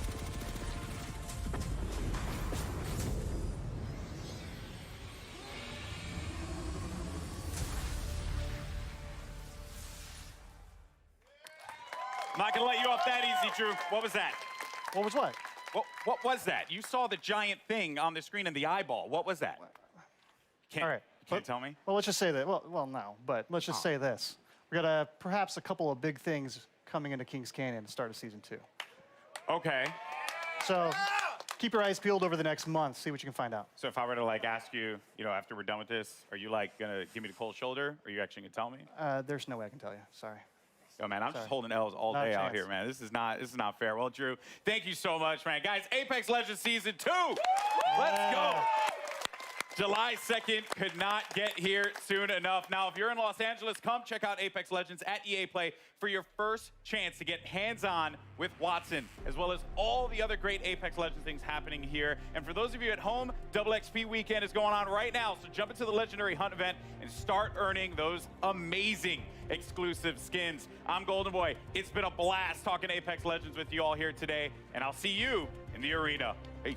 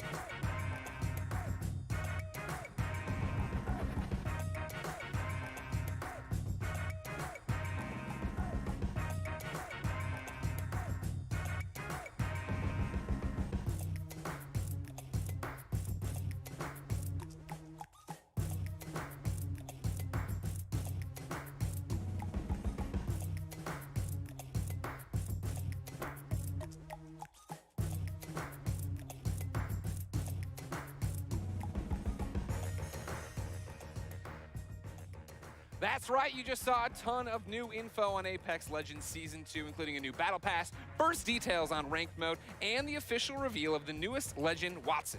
I'm Greg Miller here at EA Play, where gamers are getting a chance to test drive the newest Legend right now. Stick around, because up next we've got Julia Hardy and Adam Freeman giving us the dirty details on Battlefield 5, including looks at a ton of new maps, exciting updates, and details on a new theater of war. All that's moments away, so keep it locked.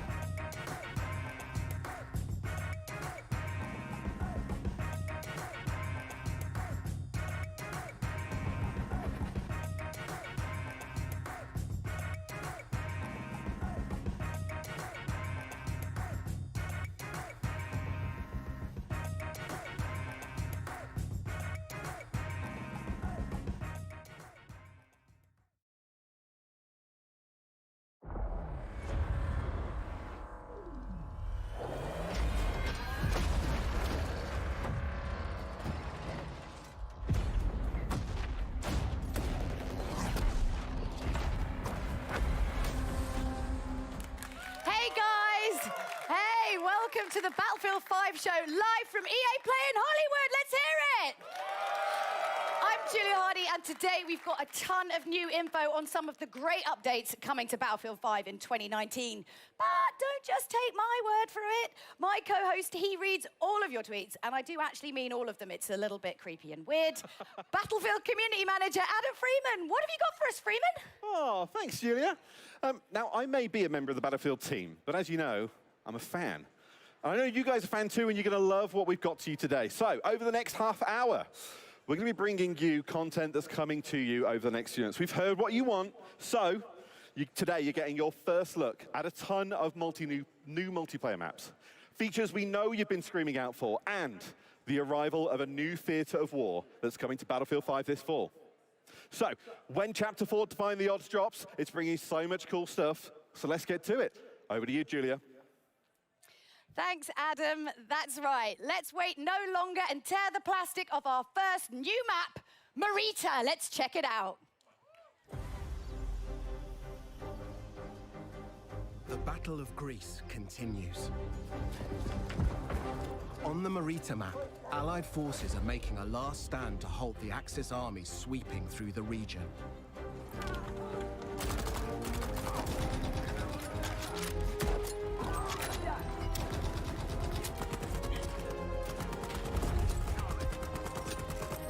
You'll deploy on a sloping mountain ridge and within the tight streets of a rural town.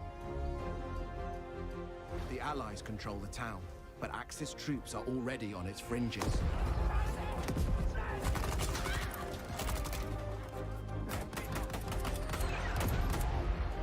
The road down into the village is crucial, and you must fight to hold here or risk losing control of the region. You'll always have tactical choices nearby, with a close proximity to other key locations, so keep an eye out for them. Marita is an infantry-focused map, where all 4 soldier classes will be able to shine. Tanks and aircraft will stand aside for intense infantry gunfights and sneaky flanks in the cobbled streets. Hills and multi-story homes means unique vertical gameplay. Stay alert in this steep environment as the Battle of Greece rages on.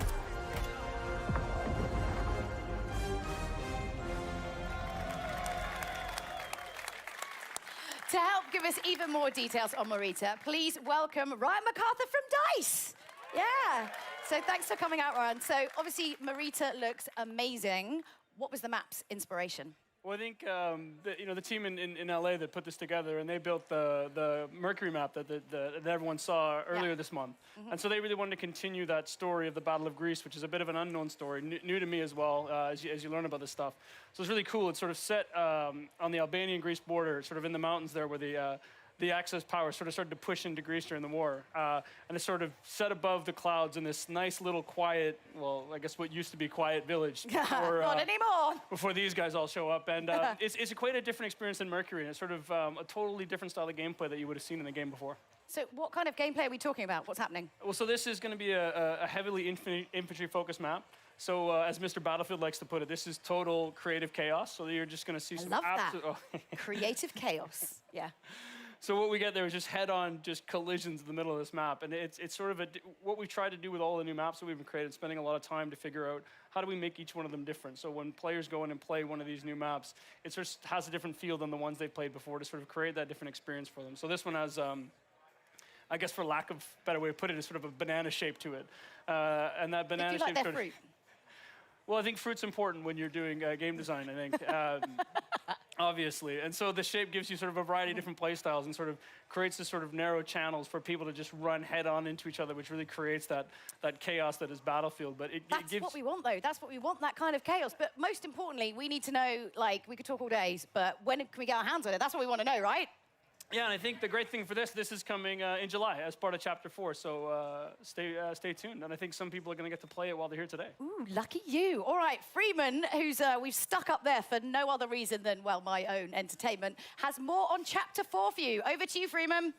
I'm up here PTFOing. I don't know what you're giving out to me, Julia. Listen, we have more maps.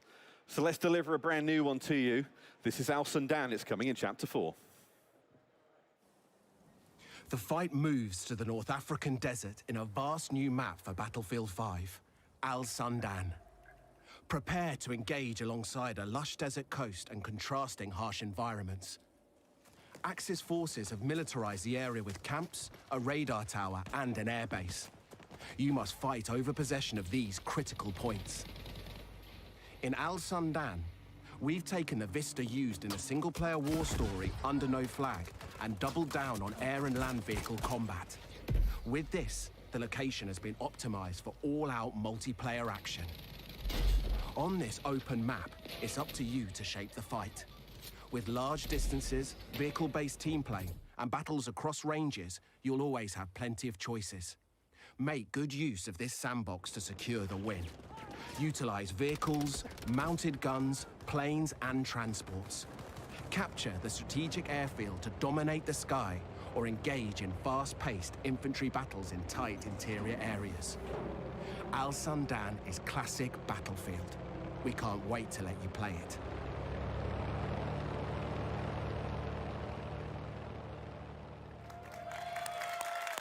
Yeah. That's amazing. So obviously Al Sundan was adapted from Under No Flag. So tell us a little bit about what that process was like. Yeah, so usually, you know, when the guys when the team sort of focus on building these war stories, they want to create these nice narrative, linear experiences and sort of that really tell the story of World War II. But with Under No Flag, they sort of took a little bit of a different approach to this and sort of made this big, wide open experience. And that showed a lot of potential from a multiplayer perspective as well. So when we finished the game originally, the team wanted to sort of sit down and sort of a small group of them and take a shot at turning this into what could be an amazing Battlefield map. It's huge. This is a really big map. This is your sort of classic Battlefield sandbox map. This is where you're going to see, you know, tanks and planes and infantry and all of that together in sort of what is truly Battlefield. It's sort of built for that open world gameplay with, you know, depending on no matter how you want to play, there's something there for you. Yeah, oh, definitely. And so how do I kind of, you know, adjust my strategy? Because obviously it's such a wide map. Like, what am I doing? Well, I think if you look at it, there's room for all different play styles. So there's 6 flags on this when you're playing Conquest, and you can see here, even if you can see from the videos here, you've got, you know, when you go into the village, it's all about infantry play and speed and flanking through the things. And the bridge in the middle, it's all about, you know, sort of controlling that with infantry gameplay. And I think Mr. Battlefield the other day decided to just sit there with his tank and destroy me. But it's just something that he likes to do. He's kind of mean, but he's not mean. He's super nice. But no, but most importantly, I mean, again, we could go on and on and on. We're tight for time because there's so much to get through. We've got so many announcements. When can we get our hands on Al Sundan? But so this is the first map that we're going to come in with Chapter 4. So June 27th, this is going to be available day 1, Chapter 4 for everybody. Nice, nice. Now, we've got a couple more surprises to come, but before we get into all that, let's take a look at what's coming in August towards the end of Chapter 4. Get up close and personal. With Chapter 4 defying the odds, new and intense close-quarter maps are coming to Battlefield 5. By popular demand, we're bringing more maps to players craving tighter types of multiplayer. Specially tailored for intimate infantry combat, the new Battlefields will challenge your squad in unique ways. Teamwork, skill, and adaptation are your keys to victory.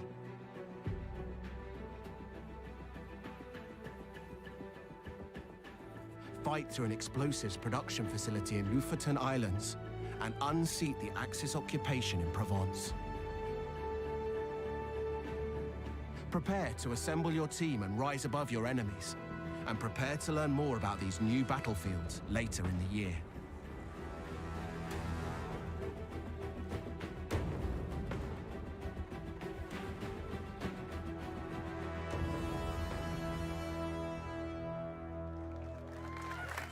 Now, to help us break down these new maps, Ryan and I are joined by Mr. Battlefield himself, Lars Gustafsson. I don't know if you made that up yourself, but... Oh, and because he asked nicely, we also let Freeman come down from his weird place up there. You're worse than my Firestorm teammates. You just leave me behind everywhere. But we can all understand why that happens. Yeah, Do you want to take over this one for the start? Don't mind if I do. Yeah, go for it. Lars, these are very different then to the 2 maps we've already shown so far today. Tell us about them. They are. I mean, taking a step back, we've been closely monitoring how players engage in Tides of War, and no surprise, I mean, they love the bigger modes like Conquest. It's always been kind of a Battlefield pillar. But it's been super fun to watch how they engage with passion and dedication in the smaller modes, like Squad Conquest, for example, which really become a success. And with that in mind, then, we've, together with the DICE LA studio, they've been going at it, tailoring maps that are specially made for smaller modes. And as such, being able to give that, you know, the close quarter feeling, the tight, what you say, the intimate combat. Intimate infantry combat. Oh, yeah, we need that on a T-shirt. Yeah. Intimate infantry. We're making that platoon when we get back. I mean, what kind of the sort of like key strategies then when you're playing close quarters on this map? You know, as we see with these smaller game modes, I mean, the key to this is just really good team play, really good squad play. And so, you know, sticking together and not leaving anybody behind like Mr. Freeman over here. Unless he's But I mean, not what if being... you want to leave him behind, can you? Then it's acceptable. I think, Because I would. It's 2 beautiful maps. It'd just be a spinning number plate. It would be, yeah. As you saw, Lofoten, it's serenity, beautiful Nordic countryside. but then kind of ripped open with gunfire and everything amongst villas and factory equipment. And then Provence, you know, Yeah. I plan to take my wife there, you know, pastilles on the square. Stop destroying places you want to take your family. It's Okay, weird. I'll take Ryan. Yeah, take him instead and then go to But town. it's beautiful cobblestones, you know, lots of good flanking routes, and it's the smaller maps really allows you to master every inch of it. So it's really about, you know, knowing your battlefield. I mean, again, we could go on and on to talk about all of these maps, but we've got one more map to show off, and I want to make sure we have time to get through it. But first, Lars, you've brought with him some news about some kind of core gameplay updates we know that you've all been waiting for. So you're excited about this one. Lars, you know how much time I'm spending online. Like, I mean, I am working. Just Battlefield, or let's not delve. Big community features we've announced this month. Increase the max rank, private games. Let's talk max rank. What can you tell us? Let's talk max rank. We do know, and it's been loudly made to us, our kind of awareness, that there are players out there too skilled who maxed out on rank 50 too quickly. So we've taken that to heart, and we've now taken the max rank from 50 to 500. So it's quite a leap. Yeah. And it's Battlefield 500 now. so truly a journey for our players to go on, moving forward.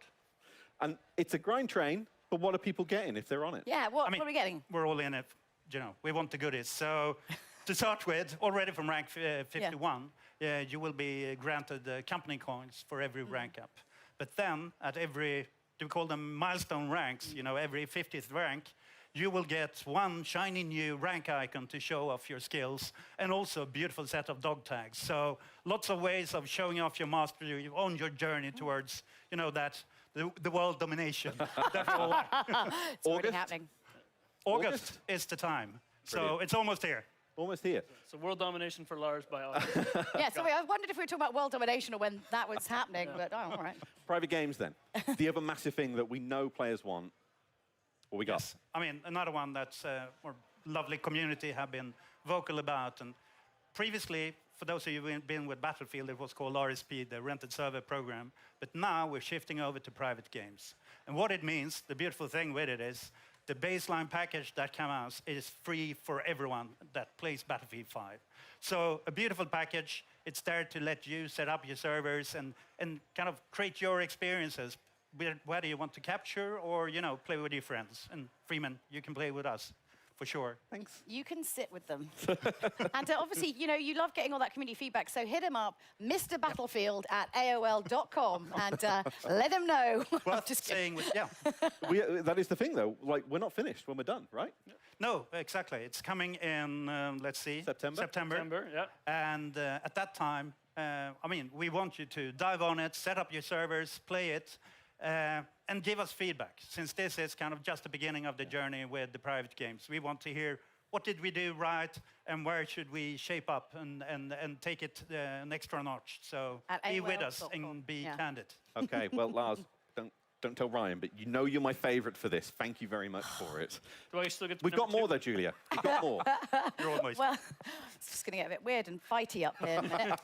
Well, as promised, we've got one more Battlefield map to show you. It's called Operation Underground. Lars, Ryan, talk us through what we're about to see. Yes, let's have a look. Well, this is the ultimate definition of a passion project. So Inge Göran, the original designer for Operation Metro, when we finished Battlefield 5 and shipped it, he wanted to do something that he just was truly invested in. So he kind of went down and he sat down and he came back with what was Operation Underground. And when he showed it to the team, we knew we just had to make this. And I think Lars is sort of being part of that journey in the beginning. I mean, you know how much this meant to the team. Yeah, I mean, I was there when we started to build the maps for Battlefield 3. And early on, it was kind of a brainstorm. I still remember it was tons of images on the wall. We challenged the team to, you know, where do you want to fight? Everything from subway to shopping mall to God knows everywhere. Yeah.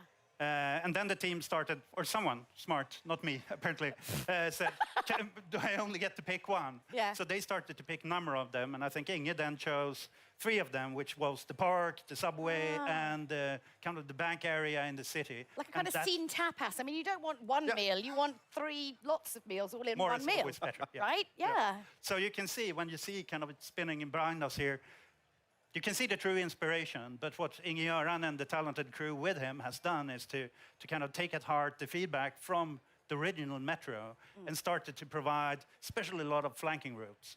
so that you can kind of move around and be smart about it. And tons of easy to spot ones, but also Everyone the loves most a sneaky sneaky ones. flank. Everyone loves the sneaky flank. Cheeky, sneaky flank. I mean, I think as you look at it, like this is not Metro remastered. This is, as the guys look at it, sort of reimagined. And I think you've got a bunch of different diverse areas. You've got big open courtyards, at street level and narrow streets, and you go down into what you see in the video here with the subway cars are and into the sub basements, and you're going to find a whole bunch of different things and different ways to play and different styles. And I know the guys have a few surprises in there as well that I think the community's really going to enjoy when they get there. So when do we get it? That's the big question for today. It's just when, You have to wait a bit. when. October, between chapter 4 and 5. And I think this is the one the team is really excited about as well. So, Yeah. I know I can't wait for October either. So. I have a cracking time playing it in playtest. I'm so looking forward for everyone else getting to play it too, and everything else that's on these new maps. Oh, yeah, Amazing but those aren't the only surprises. This is the problem. We've got too much to get through. Just like, stop talking. We've got so many surprises for you. So today, we're giving you never-before-seen details on Battlefield 5's Chapter 5. Here's a little look at what the team's been working on.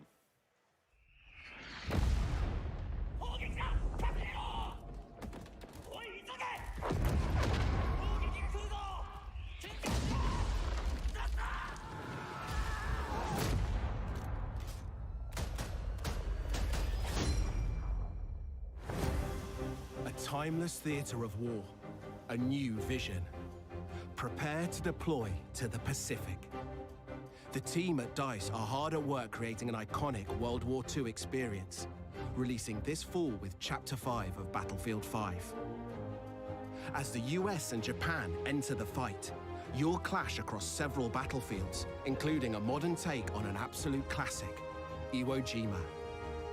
Since Battlefield began, the Pacific Theatre has been part of its DNA. Now, we're crafting the ultimate reimagining of the conflict. By capturing real-life environments and using the power of Frostbite, we're bringing you the Pacific realized with today's capabilities and technology. Take part in the US invasions as their unstoppable forces charge inland towards unwavering Japanese defenses. Use new amphibious units to pummel the war-ridden shores, and an expanded arsenal to bring your squad to victory. We have a lot more to share about the Pacific and how it will evolve Battlefield 5 later in the year. Stay tuned.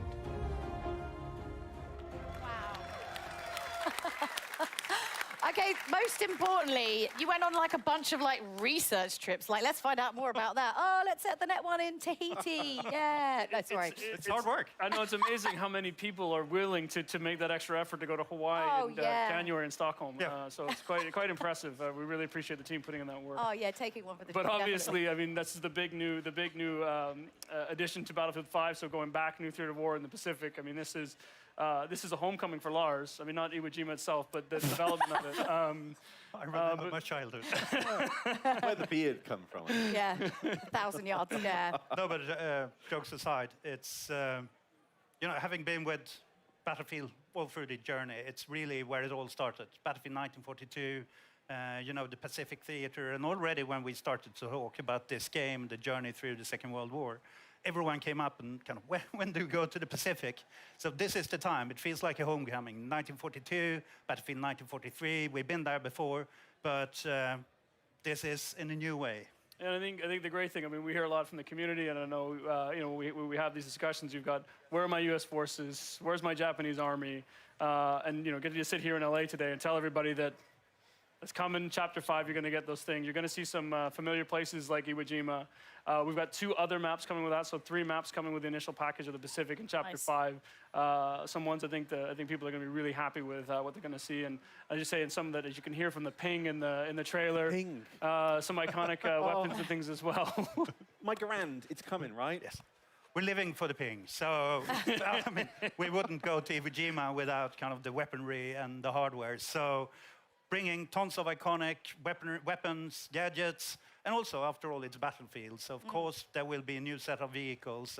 And we want to take that extra step and kind of start giving you the boats, fulfilling that sandbox of land, air, and sea. And the team has focused hard on capturing kind of that invasion experience. I mean, it was very much about island hopping during the war. So capturing the invasion experience and the amphibious warfare. So there's tons of new stuff and new gameplay to look forward to. And beautiful locations that Very you beautiful ultimately locations. destroy beyond recognition. Well, how we Lars do and it. Ryan, thank you both very much for joining us. So if you've lost track of all of these brand new Battlefield announcements, I don't blame you because honestly there was quite a lot.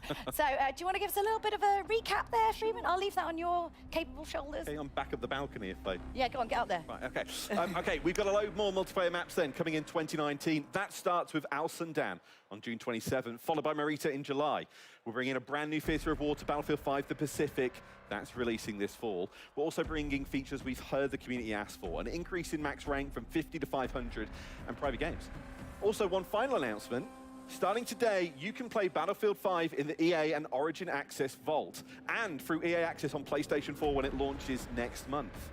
Is that everything? I think that pretty much covers it. I guess you can probably stay down here with the on the adults table, whatever. Cheers, everyone. Thanks. That's the Battlefield show. Yeah, I'm Julia Hardy. And I'm Freeman. And if you're in the Los Angeles area, be sure to come and visit us in person at EA Play. Goodbye.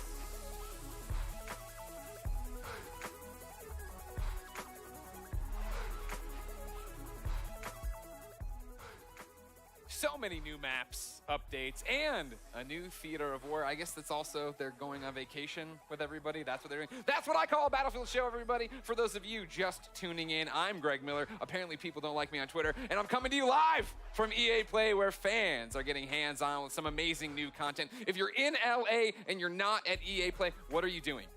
E3 starts tomorrow. You have nothing to do today. It's free. Just come on by. It's great. And for the rest of you, make sure give me the Battlefront journey.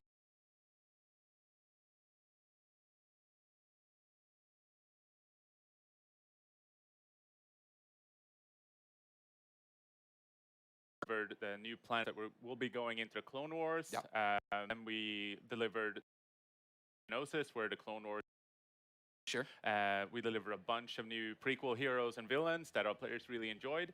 And then finally, we wrapped it up with delivering a new way to play PvP with capital supremacy. It's a mode where you capture command posts and take out capital ships. And our community is really happy. It's growing every month. Yeah, that's what you were telling me yesterday during rehearsals, right? Is the fact that the community is getting bigger, right? They're responding to the changes and you're listening to them. Yeah. No, this is the perfect time to join. It's you know, like our subreddit is full of love, and it's just a joy to be working for them.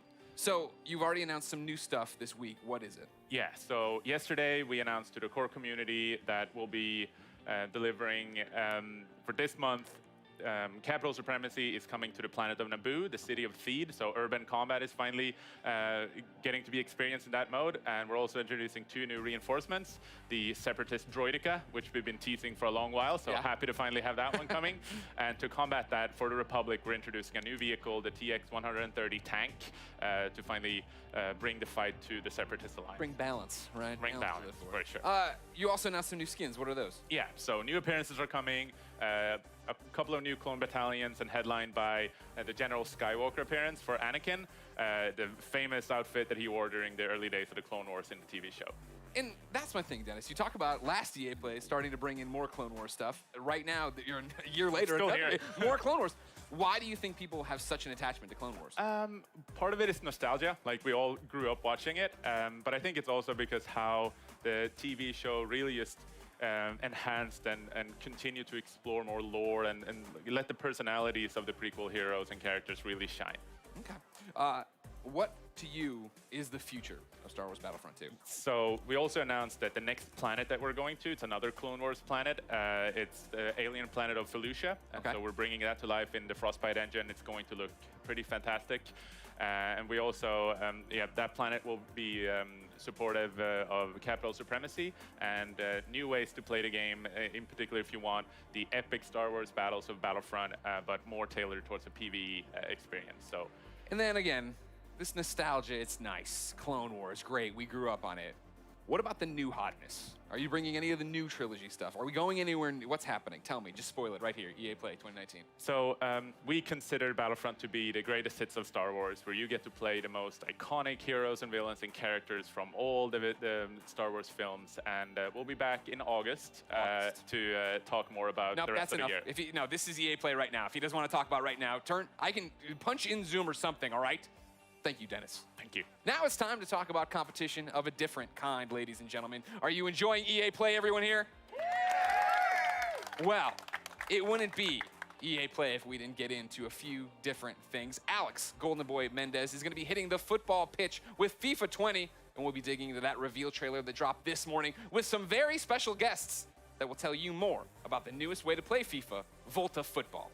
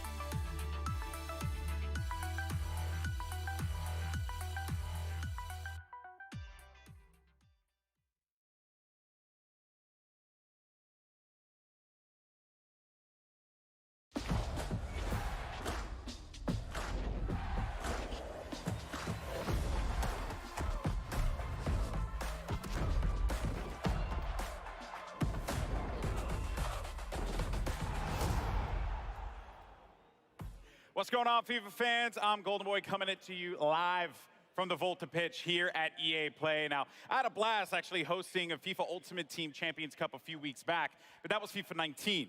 And today we're here to talk about FIFA 20. Now, if you caught the brand new trailer that dropped this morning, you already know that Volta Football is a new way to play, returning football to the street. FIFA to the streets. You like that? All right, now, for those of you who missed it, let's take a look. Hit me a pass. Huh. Nice.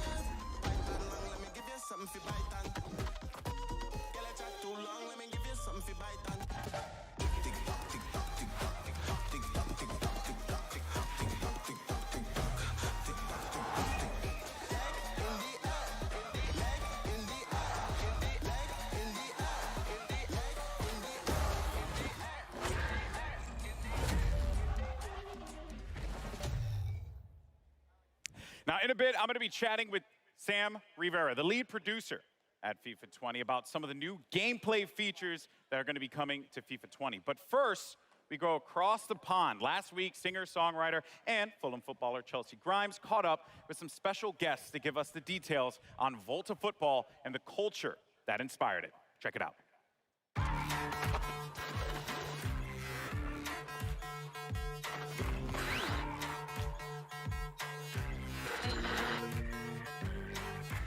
I'm in London with Volta producer Jeff Antwi and Manchester United and England legend Rio Ferdinand to talk about a subject close to my heart, street football.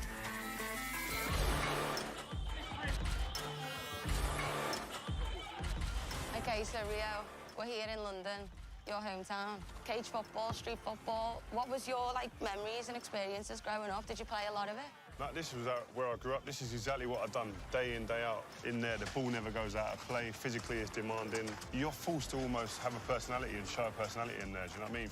There's definitely no hiding in there, Oh, is no, there? you can't hide in there. So I used to play in the street with all the boys, and it was kind of the same. You know, we'd learn how to bounce it off the curb and use the walls on people's houses as another player. What was it for you that made you want to bring it even into the game? For us, it's a return to street football for the FIFA franchise, and we're really excited about being able to, be in places like this, where it's rooted in the real people, the real places. Authenticity, creativity, culture are all things that we wanted to bring to Volta. Look at that guy's footwork. Yeah, the footwork's it's amazing. That's what you can do in Volta, though. So that's part of the detail in the gameplay. So you can do all these mad tricks like this? Well, just being able to be really skillful with the ball at your feet. Whether it's a classic futsal drag, or being able to play it off the wall yourself to beat your opponent, or flick it up over your head to create space for an on goal. Can you use all the players from the professional teams? Absolutely. So obviously, with it being FIFA, we want to make sure that authenticity is at the forefront. And so you can play with or against the real players, all the licensed players that we have, all the licensed clubs. You can imagine playing Chelsea versus Spurs in this London cage. Man United versus Liverpool. Man United versus Liverpool.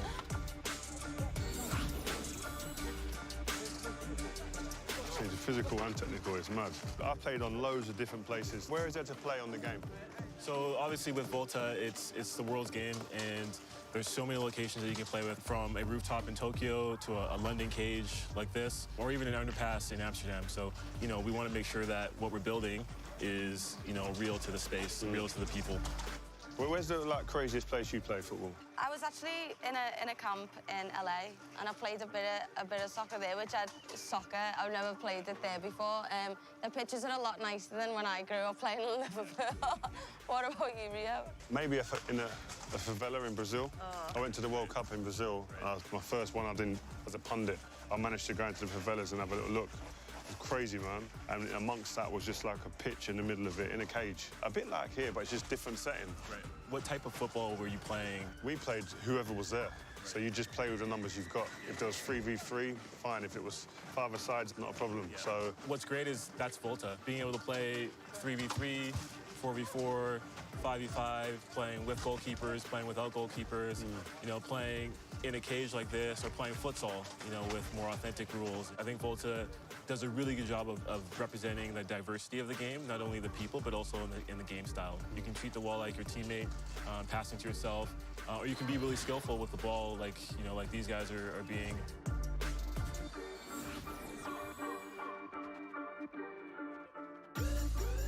Volta football is such a diverse game, and for millions of people around the world, streets is their stadium. So for you guys, what are some of the fundamental things that you take away from the streets? And what translates to the stadiums? Small-sided games, 3 versus 3, 5-a-sides. I grew up in this environment, and I think it enables you definitely to be able to deal with people 1v1, because in a game in a stadium, in front of thousands of people, you're going to have to deal with someone 1v1 like this, with bigger spaces. So getting used to that in this type of environment is, I think, for a young player, is key. Having a personality, not being afraid to try something new here. And obviously, eventually you can go and put it onto the big stage. So I think this is you go and express yourself. I think definitely that key word, express. If you can express yourself, you see the best in everyone. I think individually, as a team. Street football is, for a lot of people, it's foundational. and it translates to the stadiums. And for Volta, that's kind of how we built the gameplay experience. And so we're really excited about what we can represent and being able to represent the flair and the style that you guys just talked about. I think a lot of people as well used to always associate like skills and flair without the end product. I think that's what's great about this game is that end product's always king. What I really want to know is, can you create female players? Absolutely. I think that's one of the biggest innovations. You can play male or female, and they play with each other as well, and that's an important part of what we're building. When you go and play in there, not everyone turns up in a pair of shorts, boots. Can we have like jeans, like cut downs that I've got, or you can have t-shirts and shorts, or you can have jeans and long sleeves. Again, a big thing for us is being able to establish the culture that is street football through clothing, through how you look, your personal style. You can have short hair, long hair. You can have tattoos, no tattoos. You can play with trainers. Okay. A lot of the time as well is like, it's not only you want to look good, you want to feel good, play good. Yeah. In some of it's superstition, like it's all of that all in one. If you can get that into a game and transfer that and translate that into the cage, you got it made. That's a big part of Volta football, just being able to represent the people as they are. We want it to be authentic, we want it to be diverse, we want it to be cultural and creative, and a lot of that is, how you equip yourself and how you carry yourself and how you represent yourself in the game.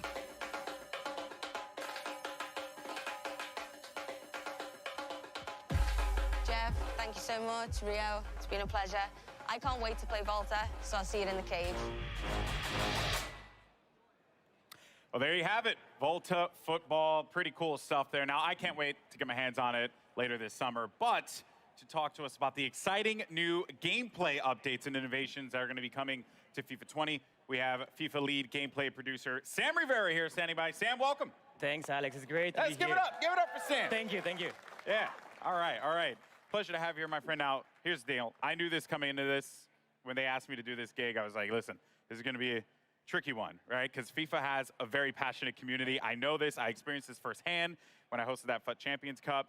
And you and I, we talked a lot about how important it's been for you to engage with the audience, with the fans, with the community on FIFA 20's development. So why don't we dive into that? Tell me about that process and how the community played a role in making this game a reality for you all.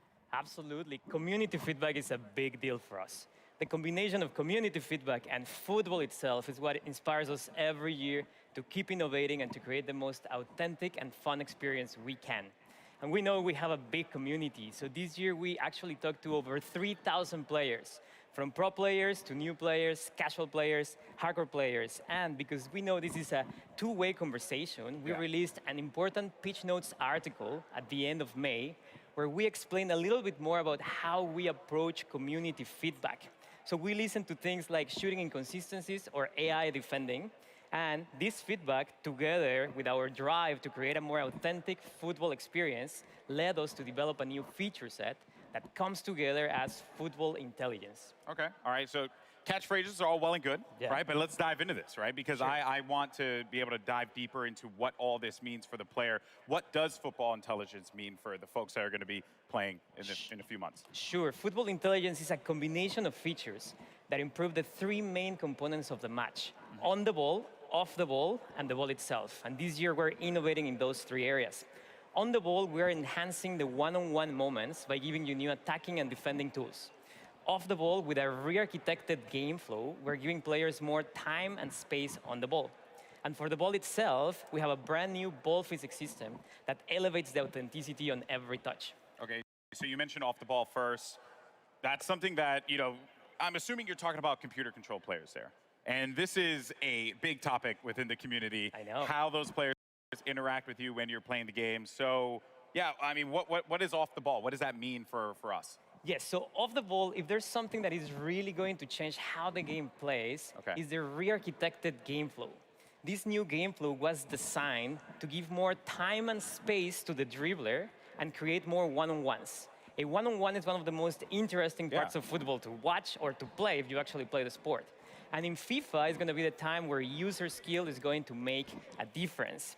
And while we're creating more one-on-ones, we're also encouraging more user control defending and we are reducing the amount of AI defensive support that you get from your teammates. Okay, all right. So you really want to like influence the player to be engaged in that process. And I know it seems like we're kind of just like throwing questions out here, but you know, because I'm curious, I'm really interested, right? When I have a controller in my hand, you know, what does this feel like? You know, what extra space is being created with this more player-controlled approach? Yes, first of all, the re-architected game flow allows us to encourage smart technical build-up based on skill. So when you score a goal, you feel like you really worked for it. And because you mentioned space, yes, spacing is actually one of the biggest benefits of this system. You will see how your teammates spread around the pitch in a more authentic way, allowing you to read the game better and also giving you new ways for you to create your own scoring chances. And visually, just the game looks much more like real football. Yeah, so my AI teammates are going to be way more helpful for me, because Lord knows I need that, all right? Which I think, you know, a lot of us feel the struggle there. But now, what about the player, me, right? As I'm playing this game, what new tools do I have that I can put out there on the pitch? Yes, so football is all about the decisive moments on the ball. And now that we're encouraging those moments, we're also giving players the tools to make sure those moments are in their control. Okay. So there's 4 features that I want to talk about: composed finishing, strafe dribbling, control tackling, and the new penalty kicks and free kicks. All right, so 4 big topics. Yeah. Let's just dive into this. Composed finishing, what do you mean by that? Sure. We received feedback from the community regarding the difficulty to finish in front of goal. Okay. So in FIFA 20, with the new composed finishing, you're going to experience more clinical and consistent shooting when you're in a one-on-one with the keeper, for example. And if you try a more difficult shot, let's say a volley from outside of the box, then you're going to have more chances to miss. So overall, we are improving the fundamentals of shooting to provide a more authentic experience. And we also listen to feedback about time finishing. And we are very confident that the changes that I just mentioned to the fundamentals of shooting, in addition to some tweaks that we're doing to the actual time finishing mechanic, are going to give you a more satisfying shooting experience, whether you time your shot or not. We are actually just releasing another Pitch Notes article about this topic. If you want to know more information, you can check it online. Okay, so a whole topic just on this alone, which is very dedicated there. Now, you also mentioned another attacking tool, which was strafe dribbling. Yeah. So how is this now going to play a role in how I play out there? Good question. So we are reinventing the strafe dribbling mechanic. Okay. This tool adds more dimension in attack, giving you more control, more precise and agile control of the ball when dribbling. And I would say this tool is great to lure your opponent in, and then when he's getting closer, use your player's agility, speed, and skill to beat that defender. So if it wasn't any indication, though, you know, I'm going to be on defense quite a bit. So we'll see. Because of that, as a defender now, we're continuing to just run through these tools, these new gameplay additions that are coming to it. What about on the defensive front? Yes, to counter the attacking tools, we also need to bring some innovation into defending. The new control tackling system, which uses the sophistication from the active touch system from last year, is going to improve your player's tackling ability to ensure you win possession back more often than ever when you tackle in the right context. Okay, and then the most intense, nerve-wracking moment in any game of FIFA, me and my boy Rob, we went, this is an everyday thing for us. Penalty kicks. Yes. What changes are you making to penalty kicks? We have brand new penalty kicks and free kick systems. Okay. So first of all, the aiming mechanics are completely different and more accessible. But obviously, we're keeping some elements of skill in there to make sure there's enough depth in the mechanics for those that want to be masters on those systems. And for example, in free kicks, you're going to have full control of the spin that you apply to the ball, and that's going to create your trajectory. So you can do side spin, top spin, no spin, or a combination of them. And that's going to be based on how you swing your right stick. And then you will see the trajectory. So you can go around the wall, you can go over the wall, you can do a knuckle shot, for example. Ultimately, these systems are more, they're more fun. You have more control, so that you feel like it's more rewarding. And you swing your right stick, and then you see the trajectory being created, and that's the cool part. So, you know, for like us FPS gamers out there, maybe that's something that I can actually be good at, you know, like exactly hit with the right stick. That's awesome. All right, so on the ball, talked off the ball, but the ball. That is the most essential part of the beautiful game. So what's new with the ball? We have a brand new ball physics system. And the ball is at the center of every match. And the innovation that we're bringing to the ball this year just gives you a more authentic experience in general. Yeah. So we rewrote how the ball behaves on every player contact, on every bounce, on every interaction, and how spin affects the trajectory of a shot, pass, or cross. So what you will see is more realistic player deflections, more realistic bounces. And if you do a shot, let's say a finesse shot, you will see maybe more curve. If you do a lace shot, you will see a dipping trajectory, a rising trajectory. There's more variety in general. So the entire FIFA experience feels fresh because of this new ball physics system. Trying to get that ball to bounce in fun ways is going to create some interesting moments, especially for a lot of our top players out there. Now, I know that a lot of fans, I'm sure, are going to be very excited to try out these new features. And since you have the eyes and ears of a ton of FIFA fans right now, floor is yours. Anything else you want to say to this community? Yes, so the features that I just talked about are very important, but there are many other changes that we're doing in FIFA 20, and a lot of them are based on community feedback. One of them is pace. We know that sometimes slower defenders can catch up with faster dribblers, so we're tweaking pace in FIFA 20. It doesn't mean that the entire game is going to be based on player speed, but it just means that player physical attributes are going to be slightly more important. We're doing something very similar for strength.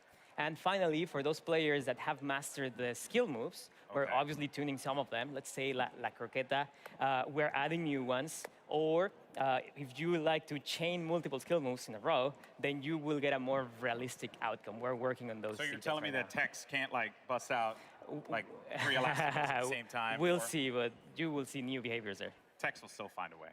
Tex will still find a way. Well, thank you so much, man. I really appreciate it. Now, when can players get their hands on FIFA 20? So it's going to be September 27th. Okay. And there's some good news. If you have EA Access, you're subscribed to EA Access, you can get hands-on September 19th. Wow, okay. And then, of course, EA Access coming to PS4. Exactly, that's good news. So PS4 fans will also be able to play FIFA September 19th. All right, look at that there. And of course, all those details can be found online, so don't forget about that. It is a hot day out here. We've been talking FIFA. I've been having a blast. Sam, thank you so much, man. Guys, give it up for Sam Rivera once again. Thank you. Awesome stuff. Now, don't forget, if you're in LA, come down to EA Play, try out FIFA 20 for yourself, or come watch some great street football competition at our custom Volta pitch. Keep an eye out because the FIFA team has a lot more to come between now and September. They'll be posting deep dives on the Pitch Notes platform. You get more info on gameplay, career mode, pro clubs, Volta, and because we all know you want to talk about it, FIFA Ultimate Team. So keep an eye out for those. I'm Golden Boy. Thank you so much for watching. See you later.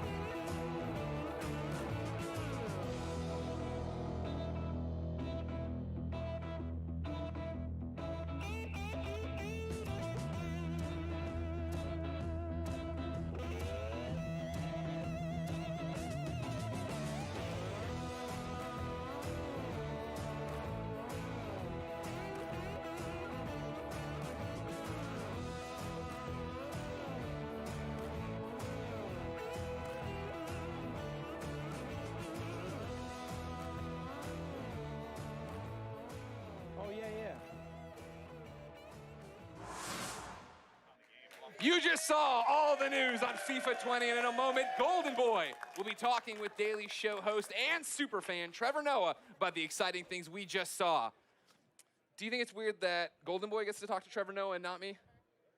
How are you? Hey, well, you know what? Get out of here. Go. Go away. Jeez. But first, we've got a very special message about EA's Play to Give campaign, so let's check it out.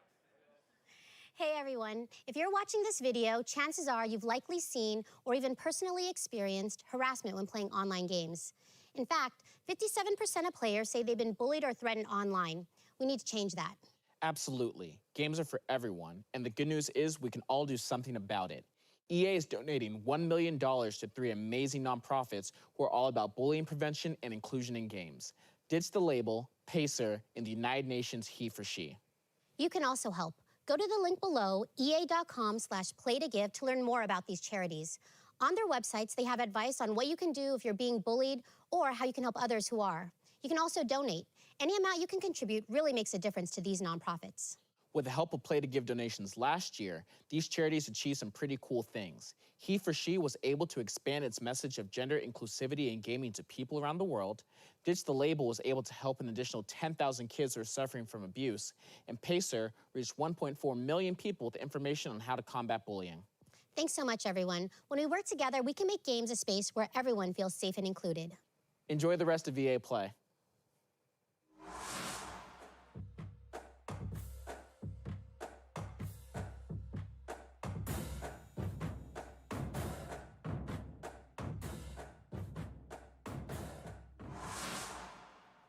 What's going on, everybody? Golden Boy here at EA Play once again. And just so you know, it's always good to give back to a great cause. You can find out more info about Play to Give online. Now, everybody, welcome to the EA Play stage, the host of The Daily Show, FIFA superfan, Trevor Noah.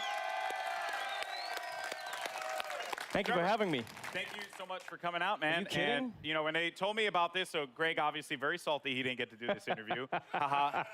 Stuck it, Greg. So I understand you are a massive fan of FIFA. Well, I'm not a FIFA fan. FIFA is my full-time job, and then I do other things to sustain the habits. That's Okay. pretty much me. Interesting. Yeah, It's when like you you're on when TV you like already every play day. FIFA, you don't say that you're a fan. That's Yeah. just what you do. That's fair. Like Raheem Sterling is not a fan of Manchester City. He plays for the team. I play FIFA professionally. That's what I do. Okay. Yeah, that's my job. Okay, fair enough. Fair enough. It's kind of crazy for a guy who hosts a show called The Daily Show that you play FIFA on the daily, and yet you have to work, and yet that's not your full-time Well, luckily job. there's night. There's nighttime as well. You gotta allocate your time properly. Okay, that's what you interesting. do. Trevor Noah Time doesn't sleep. management. Yeah, that is confirmed. All right, so who's your favorite team again? Who's my favorite team? My team. Who's your That's squad? what Ultimate Team is all about. Oh, really? Yeah. Okay, really? Come on. Really? That's where you're gonna go? Why am I gonna go and support one team when I can create the best team ever? You know? Okay, I feel like Yeah. you just don't want to draw any battle lines. Oh here. no! When it comes to the English Premier League, I'm Liverpool through and through. You know, Okay. I'm excited for what they did. Yeah, pain in Kiev, joy now. And then you know, when it comes to Europe, I switch and I play with different teams. You know, because I get to enjoy just the players. But in the game, my team is the team. Okay, so then who's like your big player on your team, on your ultimate team? It depends. It changes depending on what card comes out. So for me right now, Syria Gomez, small little man, does major things. One of my favorite players in the game. I know this is a weird one. Right back, Almeida, one of my favorite players. Just like I like playing with weird characters that no one else is playing with. Because Okay. everyone out there is going to be playing with like 92 Vieira. Everyone's going to be trying to play with Gullit in the middle. And it's just like, who can you play with? Alan, Napoli, one of the best players you can play with in FIFA. Mark my words. Go and get him. Go get him. Yeah. Yeah. You just got to get like the weird players that no one else likes. And then like when you meet them with your team, they don't know who the players are. They don't know how they play. And that's what makes FIFA such an amazing game for me, is the customization. Dude, I tell you right now, blown away and very impressed. By the way, Trevor Noah, man, just dropping the knowledge out thank here. you, man. Thank you. Trevor, I know this was a brief one, but I want to thank you so much for coming out to EA Play, Thank my you so friend. much, It's man. been a I'm blast. excited, man. And, you know, FIFA 20 is playable here, and we have to have a match. I think you and we have to have a match. Well, we won't have a match. I will school you. Okay. There won't be a match. Okay. Yeah. We can play together, and then I will teach you FIFA. I kind of set myself up for that one. All right, well, Greg, back to you, buddy. In a moment, Adam Rank is taking us on a deep dive on all kinds of new features coming to Madden 20. But first, Power up your exosuits, freelancers, because we're talking Anthem. And to help me get the 411, I'm joined by Anthem Live Service lead producer, Ben Irving. Hey, Ben. Hey, man. Thanks for having me. Thank you for coming. I can't believe you're really here. The subreddit flipped out. I flipped out on Kind of Funny Games Daily. No Anthem at EA Play. What's happening? Of course we're going to come to EA Play. We've got a booth out there with lots of fans coming through to play it. But really the big thing for us this year is working with our influencers and game changers. Sure. We have our new update called the Cataclysm on our public test server. And our time here this weekend is really about talking to them, getting feedback from all our players so we can make that a great game update. All right, good. You got the marketing spiel out of the way, Ben.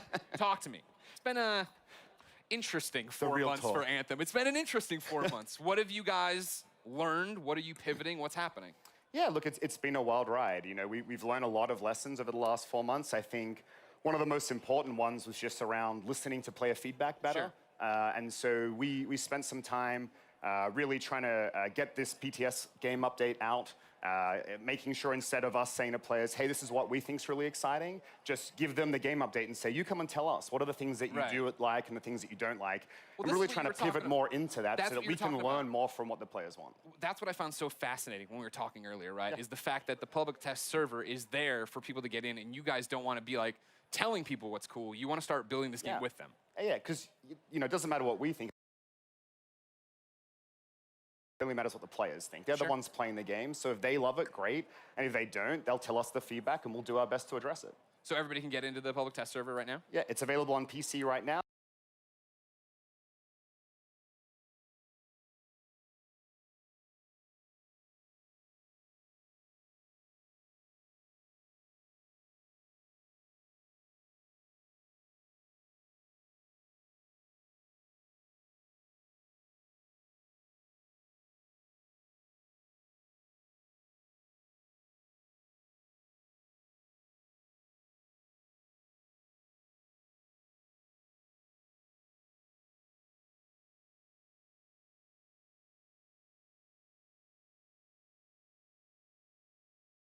For those of you here at EA Play, and those of you at home, you can get your hands on Cataclysm right now. So join me and get back in the fight, freelancers. Now, everyone get excited because up next we have Adam Rank bringing you an exclusive first look at Madden gameplay with deep dives into the new X Factor abilities, face of the franchise, and more. So keep it here at EA Play.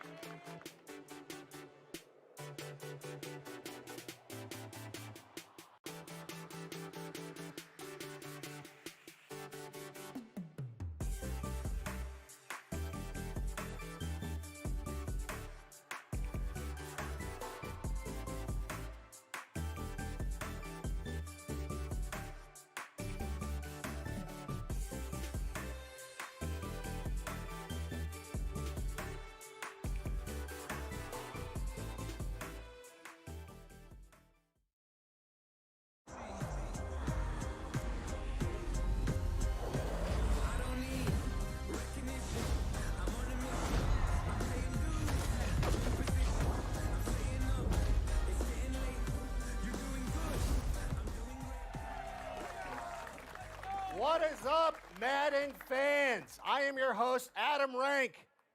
Nobody. One person applause break. I wanted a bigger pop than Trevor Noah, but that's okay. I'm still stoked to be here live from EA Play here in Los Angeles. Now, back at the NFL Draft, we revealed a ton of new features coming to Madden 20. Since then, we've been asking what you, the fans, want to see. Well, guess what? We've heard those results, and they were overwhelmingly clear. You guys want rank in the game. I'm in the game.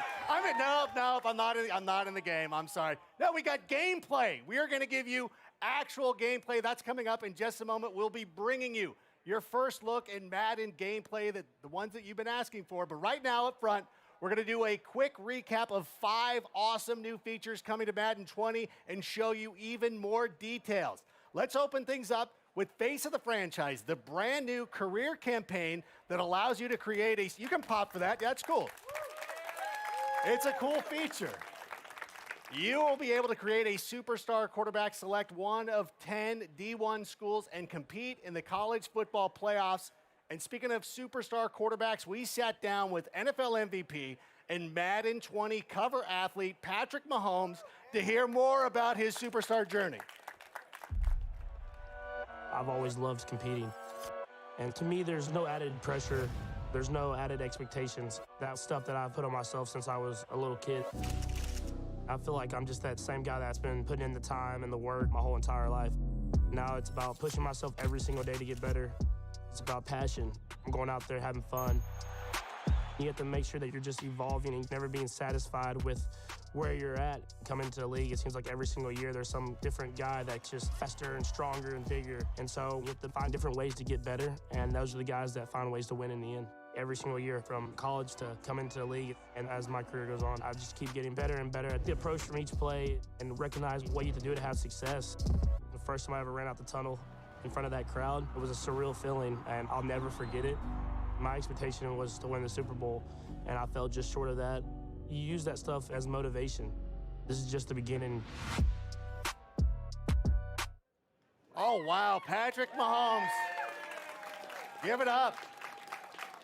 He's amazing. He's an amazing quarterback. He's living the journey that you'll be taking on in face of the franchise. And joining me right now is Madden Community Manager Israel Cruz, a.k.a. Agent K, to give us a little bit more information on face of the franchise as well as some of the other exciting features that are coming to the game. What are you doing? Hey, Adam, it's great to be, you look a little crispy up top. A little bit. And, me too, so I brought you one as a bald as American, well. I appreciate kind you of doing keep that it for way, me. but yeah, for this I part. wear a 7 3/4, although there's a guy in a Khalil Mack jersey. Take off the Chiefs cap, put this on.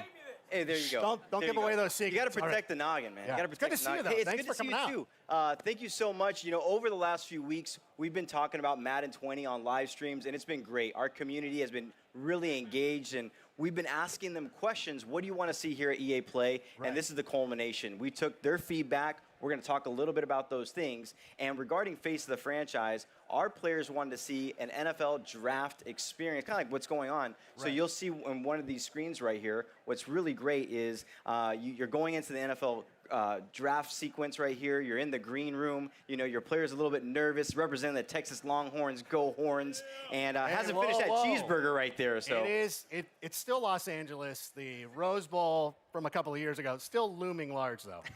So be cool with that. Well, listen, don't get mad at me. Just stop Vince Young. All right, so here's the thing. So this is all awesome. I love the detail there. Once you get drafted, you're now in franchise mode and all that stuff. And I hear the Pro Bowl is coming back too. What else should Madden fans know? Yeah, so it's really cool. The Pro Bowl is back in Madden 20. When you're going to go ahead and install the game, you're going to be able to play the Pro Bowl, get your hands on those superstar X Factors, play with them a little bit. But our franchise players are wanting to see more about the scenario engine, and we're going to show a little bit about that. Now, the scenario engine, what it does, it brings dynamic quests, kind of dynamic challenges into the game that help you improve your player and their ratings week to week. So that's pretty awesome. But you said it earlier, people want to see more about gameplay, so we're going to go ahead and talk about gameplay. Is there a blog where they can check all that stuff out too? Yes, there is. We've written quite a few blogs. We have Gridiron Notes, which you can go ahead and search the web. You'll find those. But we also have a franchise deep dive blog that details everything out coming to franchise in Madden 20. Okay, for all the play callers and armchair coaches, what else can they look forward to? Like real estate, it's like location, location, location. People want playbooks, playbooks, playbooks. Of course. Now, this year in Madden 20, we're having RPOs coming into the game, which are run-pass options, which is great. But not just that, but our players have been asking for new formations. So right here, we have out of the Raiders playbook, a unique formation, which is actually called single back double off close. And what's great about this is a PA sweep play we've got going on right here, which is absolutely great. Our players are excited about that, but what I'm excited about is that throughout the course of the season, we're going to go ahead and evolve those playbooks, and as things happen in the NFL, we're going to bring that stuff to the NFL. Yeah, I see the one Derek Carr fan out there was very excited to see that Raiders playbook. And I know that we've got a lot of, two Raider fans. Wear a jersey next time. I can't identify you without it. It's okay. Listen, I'm talking to Israel, though. Here's the thing. Now, we've got a lot of Madden Ultimate Team fans in the house. Am I right? Yeah, right? Awesome. They want to know more about the content that you're going to be bringing to the table. Tell us a little bit more about those Ultimate missions. Yeah, so Ultimate missions are great. A lot of times our Madden Ultimate Team players, when they log into the game, they're always trying to find the most up-to-date content. So one of the things this year that we're trying to do is provide them kind of a guide, an information hub, so then when they log in, they're not spending all that time looking in different areas. They can get the player items that they want for their team to make the best squad possible. Hey, I heard that. So one of the things that's absolutely great, let's say Khalil Mack has an amazing game on Sunday. You know, you log into Madden, you log into Madden Ultimate Team, you want to be able to find it. So basically, we're going to go ahead and provide you that information guide, that step-by-step process, so you can get that item on your team. Now, the Khalil Mack fan sitting here loves hearing that. The guys, the 2 Raider fans over here, not so much, whatever. We appreciate That's a little too what you soon. guys, I know, that's talk about the Rose Bowl being too soon. Yeah, we love the Raiders. I love John Gruden, what he's done for our team. Now, the thing that I'm most excited for, though, is the Superstar X Factor abilities. These make the superstars, you know, play like superstars.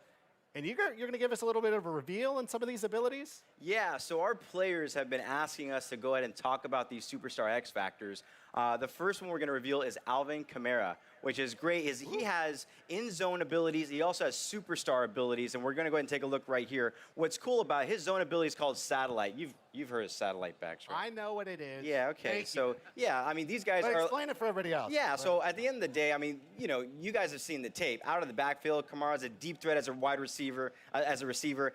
It's crazy. He's absolutely amazing out of the backfield, but he also has superstar abilities. So those superstar abilities are matchup nightmare. So basically, you're going to go ahead and have better opportunities to go ahead and catch the ball against linebackers and DBs, and also better route running. I mean, he's absolute beast. And he also has running back apprentice. What running back apprentice actually does for him is that it allows him to have 4 additional hot routes anytime and pre-play adjustments. Love that. Now, listen, everybody who knows me knows I'm kind of a dumb guy. So can you explain the difference between zone abilities and superstar abilities? Yeah, so for zone abilities, we talked about satellite. So what's going to happen is in-game, you're going to go ahead and get some in-game objectives on how to go ahead and get your player in the zone.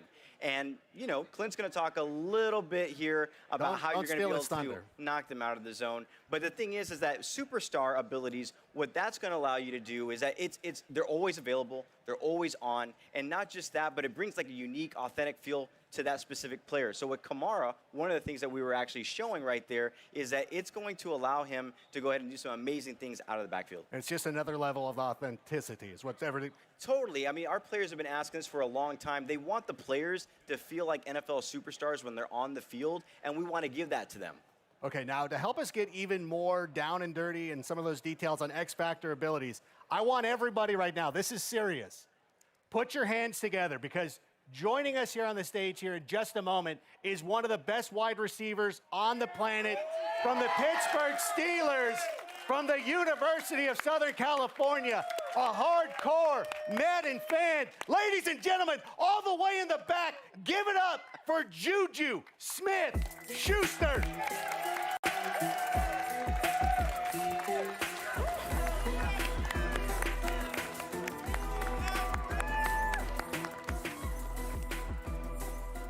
There it is. The crowd loves Juju, right? Yeah. Juju. You guys, oh my goodness. You know what? Thank you so much for coming out. We always appreciate you taking the time and interacting with the community and everything. How are you enjoying your time here at EA Play? I'm loving it. It's awesome. It's a blessing to be here. You see the fans, the Steelers fans. Look at that. I was here last year, and it was an amazing setup. And to come back again, no question. And, you know, when I heard about Madden 20, and I heard about Pat Mahomes being on the cover and that whole X Factor thing, and I was like, wow, this is amazing. Now, you had a monster year once again. You know, you're obviously one of the best players in the league. Kind of go through the thought process. When you're on the field, you're in zone, you see single coverage. What are you thinking? When I see that one-on-one, it's the opportunity of me getting the ball, you know, knowing that the defense is coming and the quarterback has to put the ball a lot faster. And all I can think in my head is, like, catch the ball, get yak yards, score touchdowns, celebrations. And pretty much in my head, I'm just like, wow, like, let's make a play, big plays. And you make big play. What do you had a 97-yard reception? Or did you have 2? Yeah, 2. Oh, you had 2 of them. That's right. I'm sorry. I didn't mean to sell you short. Now, in addition to getting all those yak yards, you're also known for wrestling away those jump balls. So it's no surprise to me that your zone ability is double me. Is it cool if we take a look? Yeah, let's check it out. Yeah, so what you guys are going to see right here with like Juju said, once he gets in that single coverage and he is in the zone, there is no stopping him. The only way that you're going to be able to stop him is to go ahead and double cover him. And at the end of the day, you know, it's a new meta to the game. If you want to stop Juju, you got to double cover him. Well, first of all, you can't stop him. Let's just put that out there right now. What did you think? Do you think we nailed it? What do you think? That's awesome. That's crazy. That's definitely something I see myself doing. You know, the double coverage, especially this year. It's going to be super exciting. And I just can't wait, having an X factor. I can't wait to, use it in the game, use myself in the game. And are you ready to check it out? Are you excited to start playing? Super excited. All right, well, you're in luck because we've got Madden 20 playable right here at EA Play. You and Agent K can go try it out. Agent K, is there any way that our fans at home can maybe try this out as well? Well, I think a lot of people that are here are going to get a chance to go ahead and check out our our closed beta that's going to be happening for Madden 20. It's going to be happening on June 14th to the 16th. But I believe over at the Madden booth, we're giving out some codes. You guys may have seen it. So if you haven't checked it out, go over to the booth. There's going to be a blog up. I believe Man of the People, Z Farles, is going to go ahead and be talking about that, putting out. Check out our social channels. All that information is there. I brought a couple of codes here for Juju. We're going to give Juju some codes as well. We're also going to be sharing on social channels. Check that out. A lot of great information. You want some, Adam? Do you mind? Are you sure? All right, here you go. But no, it's actually awesome. But not just that, but we're going to work with Juju. He's going to be giving out codes on his channel. So again, tune into our social channels. All the information there about the closed beta happening on June 14th to June 16th. But since you're here, you guys can grab it early, download it, and get ready for June 14th. All right, thank you so much for coming out. Israel, Juju, go play the game. Awesome. Go play the game. Give it a round of applause. Juju Smith-Schuster, there he goes, handing out those codes. I don't know that you're going to get those back. I don't know if he's going to. All right, well, Juju's going to go get a taste of what Madden 20 is all about. But don't go anywhere, guys, because we've got even more Madden 20 gameplay to show you right now. Because please welcome to the stage our senior gameplay designer, Clint Oldenburg. Put it together, everybody.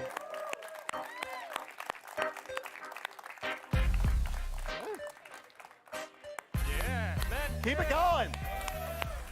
Good to see you. How you doing? Wonderful. Oh, my gosh. Thank you so much for being here. Now, we've seen those X Factor abilities, but I want to dig a little bit deeper. Tell me a little bit more about how they impact gameplay. That's a great question. I'm going to follow it with a question for you first. Okay. And I'm trusting you to give me the right answer. You got it. What are some reasons you like to watch football? I like yelling at my fantasy players. That's a good one. Okay, yeah. Anything else? Oh, you know what? I like watching superstars play like superstars. When you have somebody like Juju Smith-Schuster, I want to see him make some big plays. That's exactly right. And sorry that you have to follow it, by the way. That was a hard assignment, looking, man. by the way. That was a really hard assignment. Trevor Noah, Juju, and now Clint. Hey! Yeah. That's good. Yeah, give it up. Yeah, so you mentioned superstars. The NFL is such a star-driven league. Madden is no different. We set out with a creative vision this year to make our stars feel like stars. So we created this ability system known as Superstar X Factors. These abilities are going to bring authentic skills that make these guys feel unique and powerful so that every individual game is unique and game planned differently. And that's what it's all about, authenticity. And that's great that you guys take that extra level of realism. Can we see some more X Factors in action? Can we, we talked about Mahomes at the start of the show. I'd love to see him go out there and do his thing if that's possible. Yeah, we got some cool stuff to show you here with Patrick Mahomes, our cover athlete. Bazooka is his zone ability. Now, to get into the zone, you have to do an in-game objective. With Mahomes, you have to complete 4 passes of 30 yards or more, and once you get inside the zone, denoted there by his X Factor icon, he can throw the ball further than anyone else in the game. His max pass distance has increased about 15 yards to about 80. You can bomb the thing. Everybody's oohing and eyeing. I mean, that's what we see on Sunday. Now, you talked about the air yards. It's got to be air yards, right? Not dump off to Damian Williams? Exactly. 4 passes of 30 yards or more, that's traveling in the air 30 yards, so the rack yards don't count. And this all makes sense because obviously Mahomes has a hell of an arm, but can all quarterbacks make throws like that, or is this just exclusive to him? Bazooka is exclusive to Patrick Mahomes. I mean, he's got the big arm. He's on record as throwing an 83-yard pass. We may be selling him a little bit short. But this is not a gimmick ability. These things are inspired by their real-life skills that make them special. So that's his zone ability. Does he have any others? Yes, he also has superstar abilities. As an X Factor, one of our better X Factors, he has a zone ability and then superstar abilities. We're going to break down his loadout right here. We got Escape Artist first. And as everyone knows, he's a dual-threat quarterback. Escape Artist gives him elite agility and speed when scrambling on passing plays. Looks like Mahomes, right? It does. Unfortunately. I mean, that's what he does. And then Dashing Deadeye gives him perfect passing accuracy when throwing on the run. So it's a nice little combo there. Perfect passing accuracy is the best accuracy you can have in our game. And then here's The red zone? Yeah, red zone Deadeye. If you watched him last year, you know he was deadly in the red zone. When he's inside the 20-yard line, again, perfect passing accuracy. Lastly, no look Deadeye. I'm really excited about this one. He's going to have perfect accuracy. The only quarterback in the game at launch to have perfect accuracy on crossbody throws. Exclusive to him is the no-look signature Mahomes animation. That's his signature look. That's exactly what he does every Sunday, and everybody gets upset about it. And this is the thing, though. I know Mahomes, I get it. He plays like a star. But come on, this is kind of a lot. Is he unbeatable? Is there? If I'm on the other side of the ball, like, what can I do to stop him?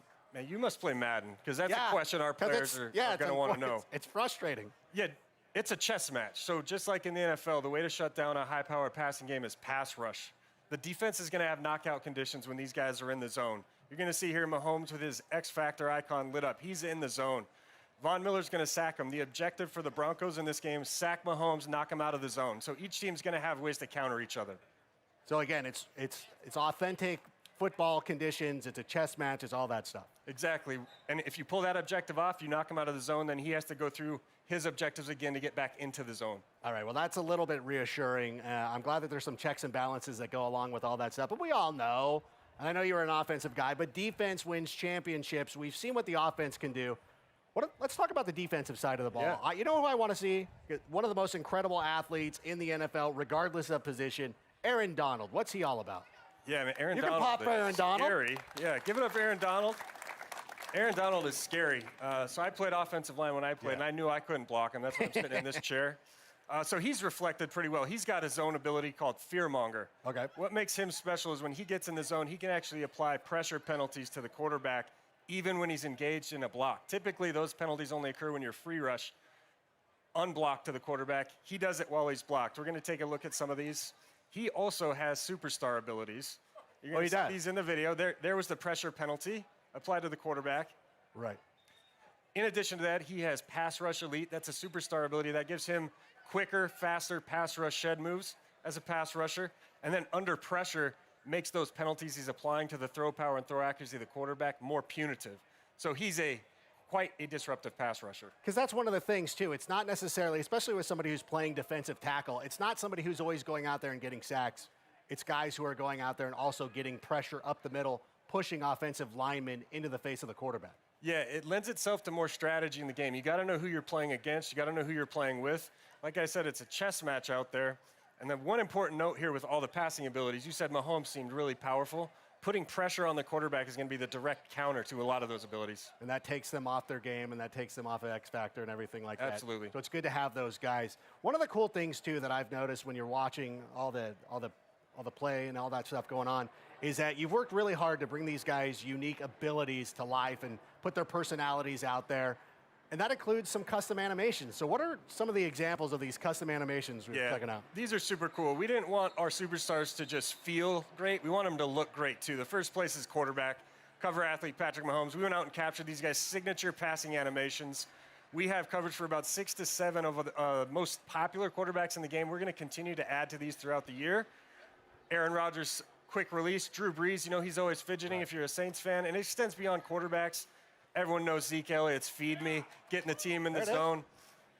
These animations, you know, celebrations, throw styles, it's to connect with your favorite players, connect with your superstars on the field. Well, you saw it. Like, right when we saw the thing with Ezekiel Elliott, somebody who's a Cowboys fan or just likes watching him play, that they can identify with. They start cheering and they like seeing that kind of stuff. I don't like seeing Aaron Rodgers leave his feet and throw the ball 90 yards down the field, but whatever. We don't have to get into that, Khalil Mack. That's I got all right, it. But you know what? We've talked a lot about the new features. What about player mechanics? Because as a player, what are like some of the tools in my toolbox, so to speak? Nailed it with the toolbox. Right, I love it is. It's kind of what it is. Yeah, we're always looking at ways to add new mechanics to the game, give our players more control. There's 2 that we want to go over today, and they're both for the quarterback. The first is the new scramble mechanic or pull down mechanic. What this does is give you the ability on a passing play to pull down the passing icons with a button press, become a ball carrier, full access to all the spin moves, jukes, ball carrier moves, and then you can bring back your icons, again, with the same button press and throw it at any time. Makes any quarterback a dual threat, brings some skill. Here with Ben Roethlisberger, we're looking at the new pump fake mechanic. You can now pump fake to a specific receiver on the field by double tapping the button. You're going to see the reticle come up to get guys to bite on it.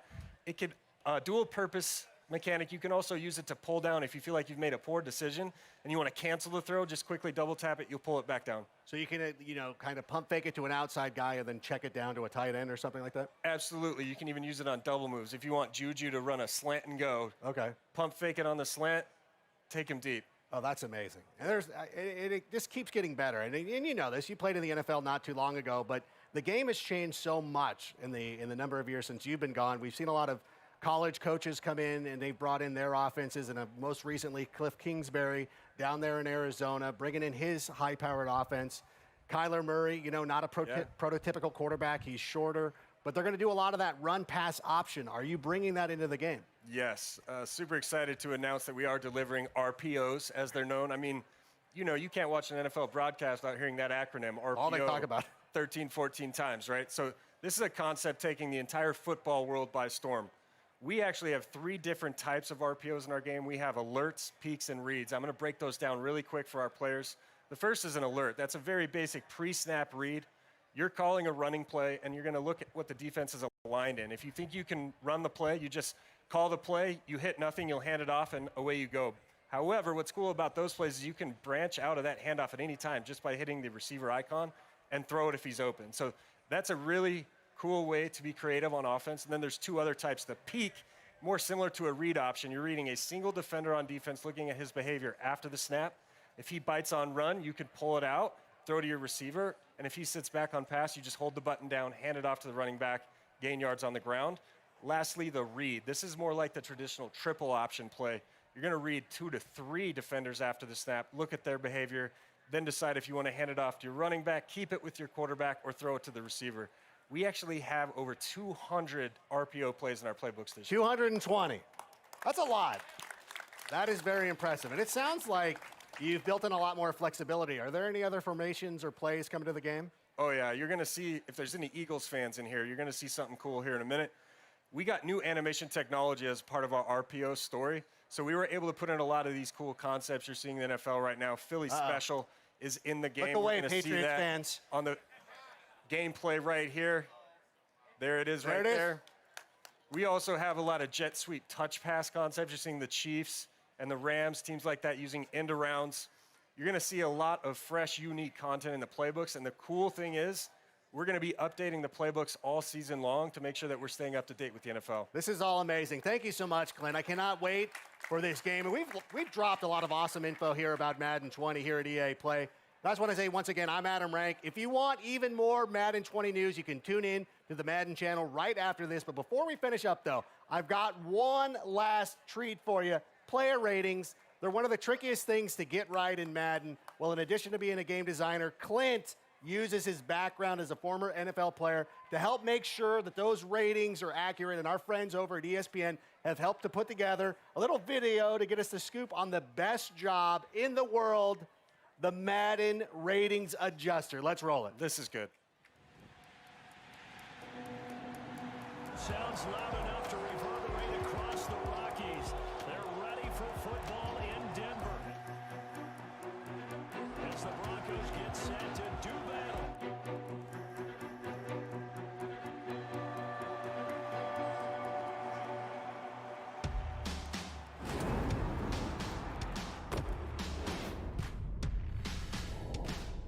A 90 overall? Yeah, y'all got my jumping week, bro. I seen that. My Madden rating is horrible. It is trash. We're trying to make our game match what these players are doing in real life. I would like Saquon Barkley's jump to be accurately rated. It should be like 93, 94. And if they think that we have it wrong, they're going to let us know about it. I hope I can get to the 90s range next year. My catch rating got to go up a little bit. I can't be dropping picks on Madden. I need my speed up. Just turn the notch up a little bit for you, boy. Mine sucks. Who does my Madden ratings? Hey, Clint, raise your hand, Clint. Yeah, I'm coming to you. I'm Clint Oldenburg, and I'm a Madden Ratings Performance Adjuster.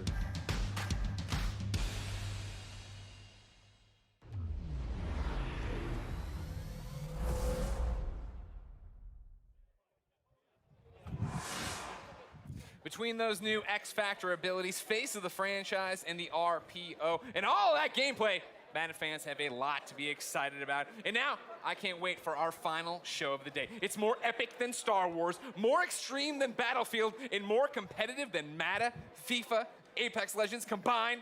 That's right, I'm talking about The Sims. But before we talk Simlish, the Apex Legends Watson reveal earlier has inspired me to come up with some legend ideas of my own. So I'm now joined by Apex Legend game designer Griffin Dean has agreed to hear my feedback. Griffin, what makes a great legend? So in a lot of ways, it has to do with the way that they interact in the ecosystem of characters and a lot of sort of creating interesting interactions and choices for players. So a lot of it has to do with sort of the way that the legends work together as a unit rather than them individually. All right. Yeah. Well, I didn't really base my picks or my descriptions on that, but I can work on the fly. All right, Let me first off tell you about the Grabbler. The Grabbler? Right, the Grabbler. I He likes like- to take things. He He takes things. Okay. So he could be taking people's ammunition. Okay. He could take that, you put your pings up, he could take away.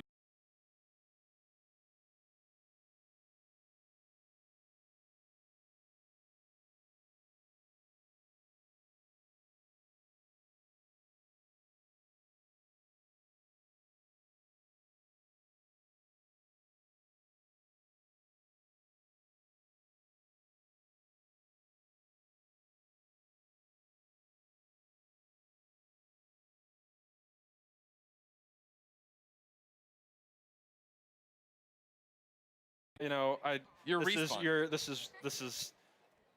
What about Portillo? Portillo, what is? He's my wiener dog. A lot of people have a problem with me on the internet. No one ever has a problem with Portillo. Okay, that's. Thematically, I could see that working. And then, what about Dwayne "The Rock" Johnson, huh? I mean, we don't. No explanation needed. Yeah, no, that's you just. I feel like there'd be a lot of wrestling involved. Well, I mean, he's very versatile. That's true. Now. That's true. I don't think you understand The Rock anymore. Go over there. Okay. Get to work on these ideas. All right. Vince said I had just a blank check. All right. All right. Go do your thing. I'll Will tell do. you what. Hey, if it isn't Golden Boy himself, how you doing? You killing it? I haven't gotten to see you today. I know a little bit about Dwayne "The Rock" Johnson. Yeah, I know. Titan Games, NBC, whatever. Just You're saying. big time now. You're a big deal. Just throwing it out there. All those ideas, by the way, were freaking awful. Just want to throw it out there. I thought it was Except for Portillo. Portillo's a winner. Portillo's the only thing that gets me over. No, everything else is you're getting buried, but Portillo always over. Alex, what was it like talking to Trevor Noah? Hey, Trevor Noah is awesome. Did not expect him to be as hardcore of a FIFA fan as he was. I said on Twitter, he schooled me straight up. I respect that. You know. I like going toe to toe with a fellow wordsmith on the stage. All right, fine. Ladies and gentlemen, what did you think of Trevor Noah? Let us know in the chat. I'm sure someone's looking at it. But right now, we are not done yet. Everybody get excited because we're finishing EA Play Strong with an in-depth look at what's new for The Sims 4, including the world-exclusive reveal of a brand new pack. Stay tuned.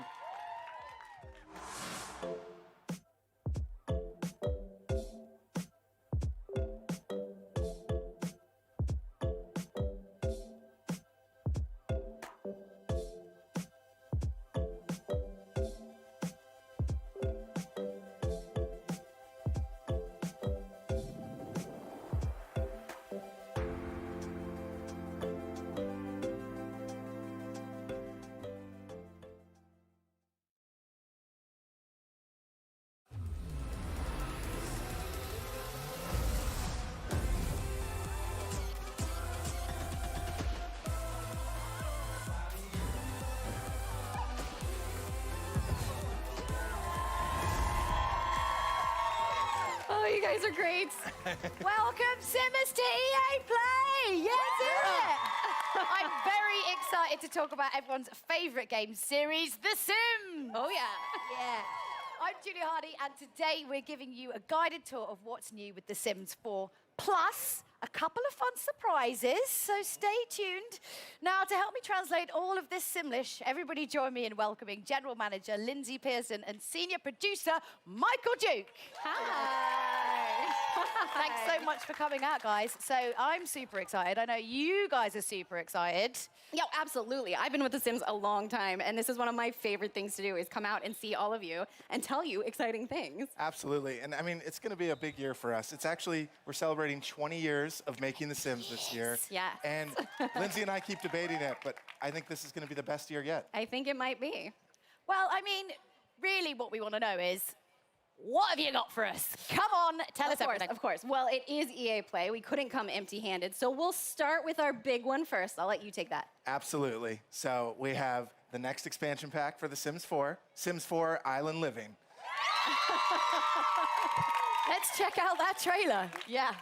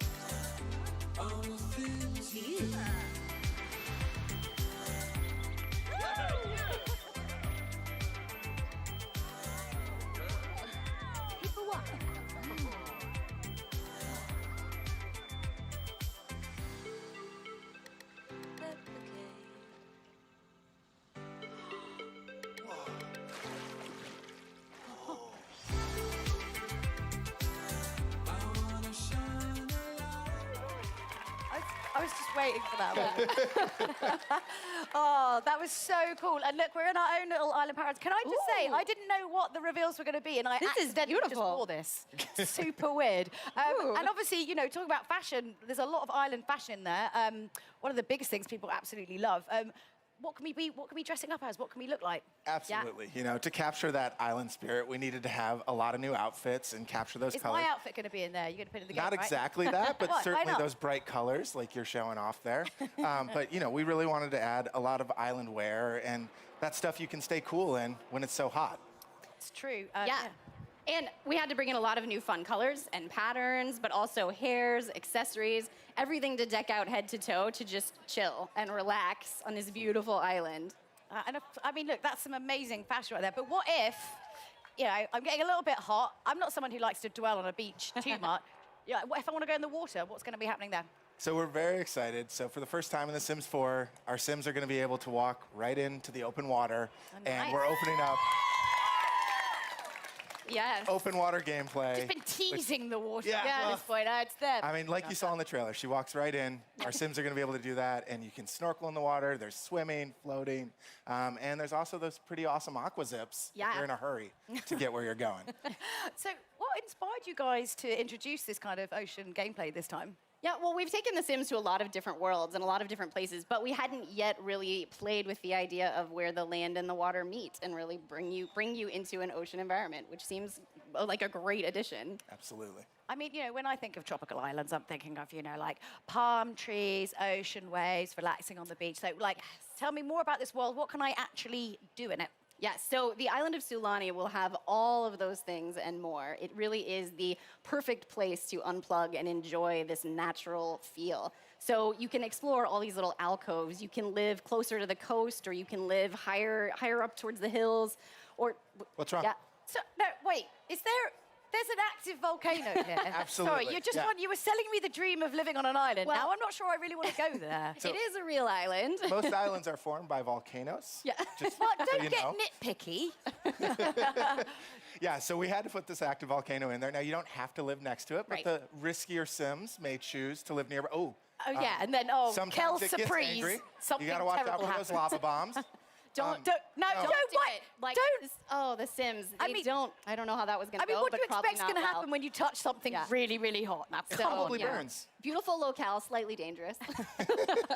I mean, what other surprises are in store on this island? I mean, I, for one, want to know if I can befriend any kind of cute animals there. What kind of animals can we befriend? Well, I mean, it wouldn't be The Sims if we didn't let you make friends with some of the animals. Exactly. So in this case, the one we're really excited about is the dolphin. Yes.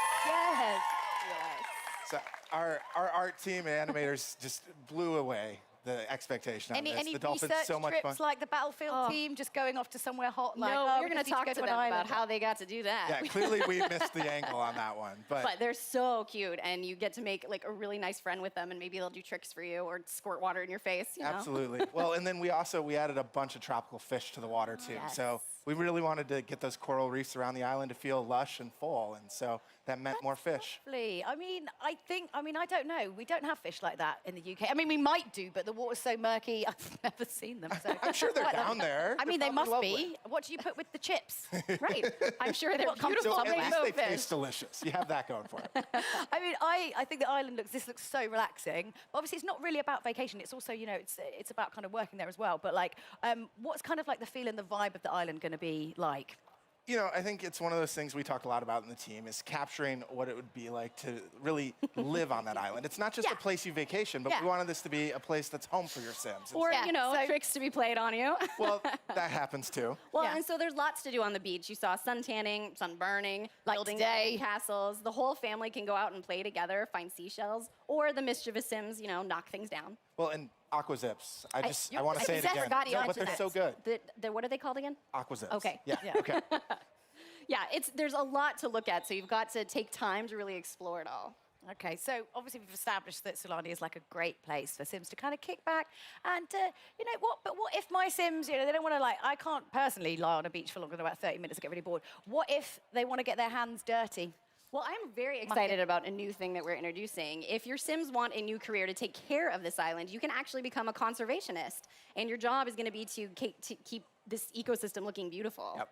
Yeah, I mean, it was certainly one of the big goals was a way for your Sims to kind of care for their world and make it a better place. Yeah, and obviously, very relevant with everything that's going on today in the world and how everyone's kind of a lot more kind of aware. So was that kind of what inspired you guys to bring that in? I think there's a few things that really hit us. I mean, the first was just, it's something we all care about. A lot of us on the dev team worry about the environment and what's going on, but we talked about the idea that this island's this closed ecosystem, and so your actions and choices are going to have a lot more impact. And so something new we've added here, and we're really excited about, is the island actually changes over time. So if you're taking care of it, oh right, okay, it'll actually become more lush. You'll see more greenery, brighter, beautiful flowers, and there's Lindsay's favorite part. More butterflies. That's all she really cares about. But it also, today happens to be World Oceans Day, which is amazing. That's exactly what we were talking about. Totally how do we planned take for that. care of these ecosystems? So obviously, Sulani's really, really beautiful. You can kind of go out there, but sometimes you want to make a little bit of cash. I mean, barbecue meat, I presume, is expensive. I don't know, but so how can we make some extra simoleons while we're there? Like we said, we wanted to make this a place you live, which means you've got to have a way to earn some simoleons. Yeah, and the gap year has to end sometime. Eventually. You have to go home and earn some money as much as we So have. we added a couple odd jobs and things that you could kind of work on the hours you wanted to, right? And so we've added the ability to make fishing more of a career, and then also the lifeguard, so you can get your tan while you're working. If you want to spend more time in the water, you can be a dive instructor. There's a lot of different ways to just pick up a job when you want and earn a little bit of money. Yeah. So I suppose one of the important things as well is, as it's not a vacation, as you are actually kind of living on this island, obviously, you have to kind of be aware and know what's kind of part of local culture, because you're not just there on holiday and you go in and go out, you're living there. So what kind of, the side of the culture of the island can we actually see within? Right, yeah, this is a place that you live, and the locals are super friendly, actually, and are going to come and help you out with all sorts of different things as you explore the island. Oh, yeah, you were talking about this the other day, actually, all the neighbors are really, really helpful and help you. If a fire happens to break out, your neighbor might bust in and help you put out that fire. That's lovely. That's what they're so nice. should do. So, but they also have their own traditions, their own sort of activities that you might be able to join in. So you might stumble across a barbecue that they've started in town, or a little festival to sort of celebrate things going on. And you might even stumble into a kava party. Sorry, what, a kava party? What's a kava party? So a kava is a special island drink that your sim can learn how to make and share with their friends on the island. It's one of the many delicacies you'll learn kind of exploring life in Sulani. Yeah, I think it's one of those things we talked about was we wanted to have this island have a little history to it, just some sense of feeling of some people have lived here a long time, and there are traditions that are unique to this place, the world of Sulani. So how can we kind of learn more about the island's history, when we're there? How do we do that? Aside from, drinking kava. Well, I mean, that might be one experience you should try, but on top of that, something else the team was really excited about adding is there are these elementals around the island that are kind of these spirits, these ancients who care a lot about Sulani, and you know, they want to see their world taken care of. And when you do good things, they might be really happy and pleased. And if you're bad to the island, I don't think they may not will approve. appreciate it. Yeah. You know, it's so like just stinging the tail. yeah. Well, and we added some new traits with this pack that we wanted to really let, if your Sims are super in touch with the land or that's important to you, you know, they can really get in touch with the water or the land and unlock some new behaviors. Yeah. Okay. So from like what we've kind of seen in all the videos, it feels really inspired by like Polynesian culture. So how did you kind of go about kind of educating yourself to like bring that into the game? Well, every time we make a world, we want to learn a lot about the influences that could go into that place, because it's not a particular real place, but it's inspired by real places. So short of flying there and researching it ourselves, we reached out. Work that into it. I'm sorry. Yeah. Well, EA is a big global company, so we were able to reach out to a lot of our friends and coworkers across the company and say, hey, we're looking at exploring a place inspired by this culture. Yeah. And could you share with us some patterns or iconography or symbols or even items that mean something to this culture so we can try and create them in a way that feels rich and feels authentic? Well, questions just like, what was iconic to you? Or what do you remember when you think back to living in that place? Right, and some of our specific like decor items came exactly from those recommendations, which is really cool. It's these nice touches that I hope make it feel familiar while still feeling like a new Sims world. Yeah. So not to make light of all that, because I think that's fantastic, but I really feel like I've been quite patient up until this point, and you haven't really mentioned it yet. Mermaids! What on earth's going on? Come on, let's cut to the chase. Mermaids! Mermaids tell us everything. There are mermaids. Yes, so mermaids are in the pack. And I know lots of players are going to be wondering, it is a very fully featured call. You can take them into cast, you can create and style your mermaid, lots of different tails. It's a lot of fun, but also, you know, the mermaids, they can do a little bit more. Obviously, they're very in touch with the ocean life. So, you know, I'd recommend your mermaid meet a dolphin. That might work out for you. But lastly, the mermaids have some pretty cool powers that you might want to discover. Powers? Can we call them that? we could say mer powers. Sounds good. Yeah. Yeah. Can you tell us what they are? There's still a bit of mystery to the mermaids. Like, don't ask me that on They stage. are definitely worth exploring, so I can't wait for you guys to get your hands on them. So, of course, I would just love to keep talking about mermaids, but no conversation about The Sims would be complete without a chat about, obviously, interior design. So kind of what's new for the architects out there. New homes, new furniture. We saw some, I'm pretty sure we saw some houses on stilts as well over the water, right? Yeah, so I think, you know, first and foremost, lounge chairs. We're going to go to island. We're going to live the beach life. I don't want to sit upright if I'm relaxing. I'm sorry. No awkward sitting on the stage. We had to bring the lounge chairs in, but then also a lot of that decor to really capture that Polynesian feel, right? And so we wanted to make sure there was that clutter that felt authentic and let it feel like this was home. Yeah, and you can go for this more sort of local style cabana on the beach, or you can go for something a little more high end and modern. We really wanted you to feel like you could create the getaway of your dreams. Yeah, for sure. And I'm so 100% sold on the houses over the water. I'm much more of a kind of modern sort of house. Yeah, for sure. And you might have noticed too, she was able to jump right off of that deck out into the water, which is the great. best. Like your perfect little escape. Oh, yes, it's all good. I'm feeling the diving into the water vibe. I know, Right now, let me tell you. it's toasty. I can't wait to check out, obviously, the new Island Living expansion pack. And now that I've got a feeling out that some of you, you know, that you've got some more exciting additional information as well for us. So it's not just that. Have you got a bit more news to share? We do have some more news. In fact, we're going to kick to somebody else for this announcement. Okay. So here's Joey Graceffa. Ooh. Hello there, everyone. I'm Joey Graceffa, and if you didn't know, I absolutely love The Sims, and I'm so excited to announce this upcoming partnership with one of my favorite games. So this summer, The Sims is actually partnering with the amazing It Gets Better project. As part of this partnership with It Gets Better, Sims is going to be releasing Pride items in all The Sims products in the next few months. There's going to be a variety of It Gets Better and Pride clothing in Sims Free Play, the Sims mobile app, and Sims 4. There's even a gender-neutral bathroom in Sims 4, along with a bunch of other items to show off your pride. Thanks so much for letting me share this news with everyone. Now go out and enjoy your EA Play. Yeah. That's so cool to see. That's really, really cool to see. And thanks so much to Joey for showing for that. I mean, what a great partnership as well to be announcing, of course, because it's you know, it's Pride Month, it's Pride Week here in Los Angeles. How are you guys going about kind of supporting that great cause? Well, The Sims has always been a game about being inclusive and the self-expression of creating yourself and people you know and telling your own story. So this is a wonderful opportunity to bring new content in the game to celebrate that.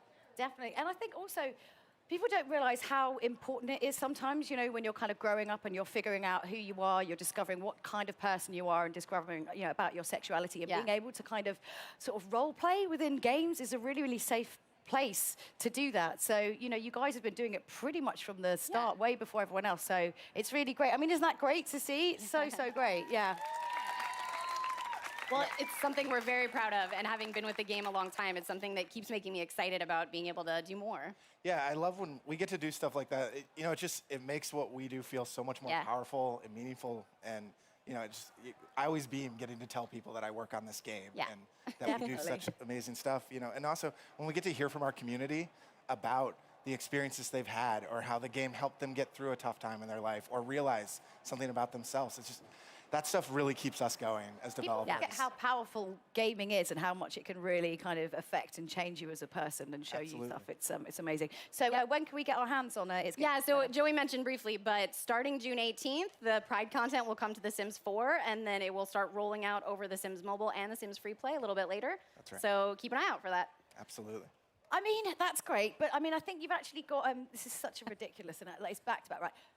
What else? You've got something else that you want to announce in the summer. What's going on? We actually had, I think, 2 more things we wanted to talk about. Two more things. Two more things. I'm gonna let Lindsay talk about this next. All right, so first of all, earlier this year, we announced our partnership with Moschino by releasing a real-world capsule collection of looks inspired by The Sims. I see some of them, and I'm very excited. And we had a hoodie that was actually put into all of our Sims games. So later this summer, we're going to be bringing that fashion and more to the Sims 4 Moschino Stuff Pack. Absolutely. Amazing. Yes. Yeah.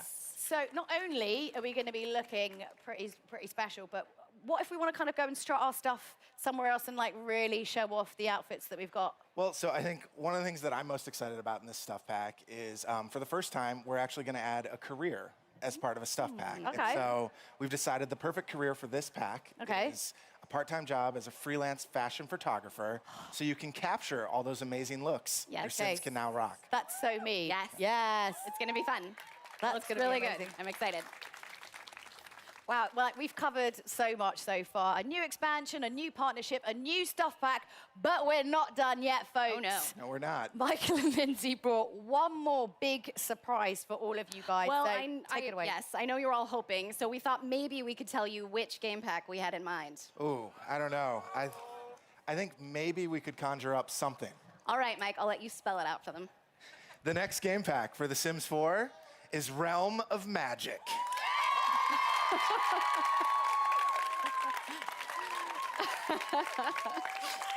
That's amazing. I mean, when are we going to be getting more info on this? I mean, aside from the fact that you just told us just now, and like you only just told us, but when are we getting more info on this? Yes, so we will tell you more about the game pack later this year, so you'll have to wait a little more. But it is coming this fall. It is coming this fall. Yes. Wow. I can't wait. These guys clearly can't wait. So, We've Lindsay had and a Mike. couple community members asking for Yeah. that. Yeah? It's We're a very popular excited. Who request. doesn't love a little bit of magic? Yes, it's true. So big thank you to Lindsay and Michael, and thank you so much for showing us what's next in The Sims 4.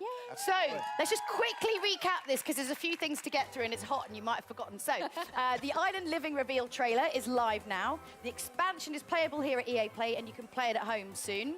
The It Gets Better Pride content starts rolling out, and in a few weeks, and the Moschino Stuff Pack comes out later this summer. So don't forget to check out all The Sims social channels for even more info and launch dates. So that's it for The Sims. It's been an exciting day here with so much news. I can't wait to join the Fan Fest and get my hands on the Island Living expansion pack. So from all of us here, goodbye. We'll see you later.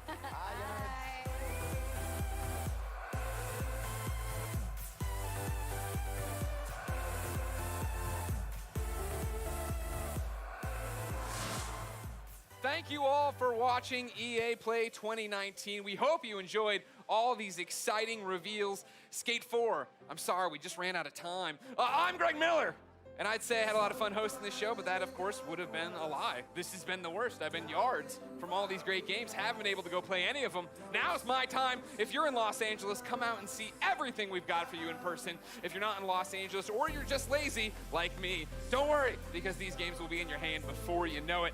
This has been EA Play 2019. I'm done? I can go play now? All right, great. Let's get going. Where's my Sherpa? Where's Snowbike Mike? Snowbike Mike, come on. What are we gonna see? What do we gotta see? What do we gotta see? Yeah? Okay. All right.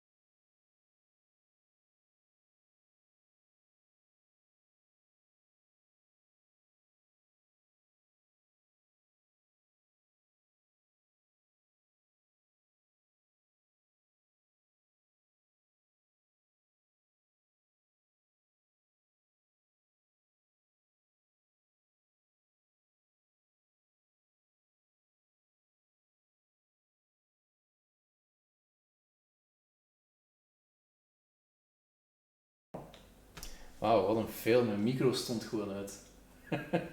Shit. Oké, wat ik dus allemaal zei was The Sims 4. Een DLC-pakket. Een expansion pack liever, die op een tropisch eiland zal afspelen. Ja, goh, ik ben heel mijn draad kwijt. Damn. Sorry. Fuck. Oké. Dus The Sims 4, tropisch eiland, game expansion pack. Je gaat daar dus niet echt op vakantie gaan als sim, maar je gaat gewoon als, je gaat er als bewoner naartoe gaan, in feite. En, geen geluid inderdaad. Dus je gaat er als bewoner naartoe gaan naar het eiland en je zult dan eigenlijk daar gewoon leven volledig. Het is een volledig nieuwe map. Je zult dus gewoon het water kunnen inwandelen, een zeemermin worden zelfs. Dat is interessant als je daarvan houdt. Ik persoonlijk ben er geen zo'n fan van. Maar het zit wel potentieel in heel dat expansion pack. En zoals iemand in de chat op de stream al zei, Temptation Island DLC. Ik denk niet dat ze bij EA dat echt in gedacht hadden, maar ja, als dat je ding is, waarom niet natuurlijk. Met het hele influencer en YouTuber DLC pack dat er vroeger al was, kun je een hele studio namaken. Dus ik denk wel dat dat zal lukken. Verder, ja, een teleurstelling van FIFA. Persoonlijk vlak dan. De carrière-modus, er is niks over verteld. Er komt eind juli meer informatie daarover, maar ik vrees ervoor dat als ze zeggen als ze nu al geen nieuwe informatie geven, liever, dat er heel weinig echt nieuws zal zijn in de carrière-modus. En dat is iets wat FIFA al heel lang nodig heeft. Verandering in de carrière-modus. Het is ondertussen al, denk ik, 6 jaar exact hetzelfde. Oké, buiten de toevoeging van de hele contractonderhandelingen 2 jaar geleden al, is er niks nieuws. Helemaal niks nieuws. Wel als speler, als manager. Er moet verandering komen. Maar zoals ik al zei, als ze het nu al niet gezegd hebben, vrees ik dat het gewoon niet zal komen. Verder ook, ja, ze stoeven met slimmere AI in de verdediging en verbeterde keepers, maar het enige dat ik hoorde was dat dus de AI in de verdediging, de computer dus, minder snel zal zijn, minder goed zal zijn. Ze gaan nu meer ruimte geven, als aanvaller dan. Dus ik weet niet, ik zie dat niet goed komen. Persoonlijk, ik ook. Ik speel niet zo defensief op FIFA en mensen die al tegen mij gespeeld hebben, die zullen dat ook wel kunnen bevestigen. Ik ben niet goed in verdediging. Ik speel heel aanvallend en ik vertrouw dan ook op de AI om eigenlijk mij rugdekking te geven. En in FIFA 20 zal dat heel waarschijnlijk fout lopen. Voor mij. Nu, als aanvaller je krijgt veel meer opties natuurlijk, aangezien dat je tegenover dommere en tragere verdedigers staat. En dan nog eens een keeper die minder goed zal zijn in 1-tegen-1 situaties. Blijkbaar vroegen FIFA-spelers daarom. Ik heb daar persoonlijk nooit problemen mee gehad om een keeper uit te schakelen. Oké, nu en dan wel eens een super redding waarvan dat ik denk van, wow, die heeft die gevangen. Maar voor de rest, nooit echt problemen mee gehad, nooit echt nood aan gehad aan een slechtere keeper tegenover mij. Dus ik weet niet, die gameplay veranderingen, ik zie ze echt niet goed komen. Echt niet. Nu ja, we zullen zien, FIFA 20 komt op 27 september op PC, PlayStation 4 en Xbox One. En als je EA Access hebt, een actief abonnement tenminste op EA Access, zouden vanaf 19 september daarmee aan de slag kunnen. Maar ja, tot dan, of totdat de eerste demos van FIFA uitkomen, zie ik het niet direct goed komen. Echt niet. En voor de rest, Apex Legends, ja, seizoen 2 komt eraan met 1 nieuw personage. Die noemt, of heet liever, Watson. En die zal een soort van hackens kunnen plaatsen, waardoor dat tegenstanders of andere spelers uit andere squads daar niet door kunnen. Ze kunnen er wel door, maar ze worden lichtjes gewond en heel het vijandige squad wordt dan gepinkt op de map. Die zal ook een soort van pylons kunnen plaatsen, die een soort van luchtdekking geven als er een luchtaanval gebeurt. En die zouden ook de cores, dus de schilden eigenlijk van teamgenoten, sneller opladen als die in de buurt komen. Voor de rest komt er ook een nieuw wapen naar Apex Legends. De L-Star, een fully automated wapen die enkel gedropt kan worden in de vorm van een care package. Omdat die volgens de devs overpowered is. Er wordt dus ook geen ammo voor gedropt. Als je het wapen opraapt uit een crate, dan krijg je een bepaald aantal kogels en als op zijn zet het geweer kwijt om het allemaal wat in balans te houden. Dus tof dat ze het zo gedaan hebben. Er komt ook een ranked mode naar Apex Legends. Dat is iets wat heel veel fans al voor gevraagd hebben en dat zie ik ook wel goed komen. Het komt in 6 verschillende tiers en dus de matchmaking, als je ranked speelt tenminste, zal per tier verlopen. Dus dan wordt het een evenwichtigere wedstrijd Dan komen er niet nieuwe spelers bij echt de pro's terecht, maar kan iedereen op zijn eigen niveau spelen. En op het einde van het seizoen, dus als seizoen 2 afloopt, want het is dan pas dat die ranked games geïntroduceerd worden, dan zal iedereen, naar gelang in welke tier dat ze geëindigd zijn, een speciaal item krijgen die dus zal tonen van hey, ik ben in die tier beland, of in die tier. Verder komt er ook een vernieuwde soort Battle Pass. Vroeger kreeg je challenges die per tijd, dus je kreeg een bepaald aantal dagen om een challenge te volbrengen. En als die tijd verlopen was, dan was het gedaan, kon je die challenge nooit doen, kon je die beloning ook nooit krijgen. Dat gaat ze nu helemaal veranderen. Die timed challenges, dat verdwijnt gewoon. Je krijgt gewoon de ene challenge na de andere. En als je een tijd niet kan spelen, dan blijven die challenges gewoon beschikbaar. Dus dat lijkt me ook wel een heel veel beter plan. Verder Battlefield 5, Chapter 4, die in juli zal lanceren. Dat geeft 3 nieuwe maps. Ja, uiteindelijk geeft het 3 nieuwe maps. De eerste 2 die worden al meteen beschikbaar. Namelijk Als Zenden, dat was de map waar ik helemaal in het begin van deze livestream niet opkwam. Die zich in de woestijn afspeelt dus. Er zullen 6 vlaggen zijn die je in Conquest mode kan veroveren. Plus een luchthaven. En als je die luchthaven hebt, dan krijg je meteen ook een gigantisch voordeel in air combat. Dus dat lijkt me een heel toffe map eigenlijk. Ook alle voertuigen zullen beschikbaar zijn. Tanks, vliegtuigen, jeeps. Alles die al in Battlefield 5 zit, zou daar speelbaar zijn. Dus dat is wel heel tof. In tegenstelling tot die andere nieuwe map die komt, Marita, die in Griekenland aan de grens van Albanië ligt. Dat is een kleine map vol smalle steegjes en dus heel veel punten waar infantry soldaten elkaar gaan tegenkomen. Dat zal heel snelle combat zijn, maar dus geen voertuigen. Dat is toch wel wat jammer, vind ik. Want zeker omdat er in augustus nog meer close quarter combat maps komen, denk ik dat er een beetje een overvloed aan kleine mapjes komt naar Battlefield. Terwijl dat Battlefield toch wel eerder bekend is voor de grote maps met alle voertuigen en pure chaos. En dat zijn ze toch een beetje uit het oog aan het verliezen, naar mijn mening. Op die kleine maps, zeggen ze, is teamplay heel belangrijk.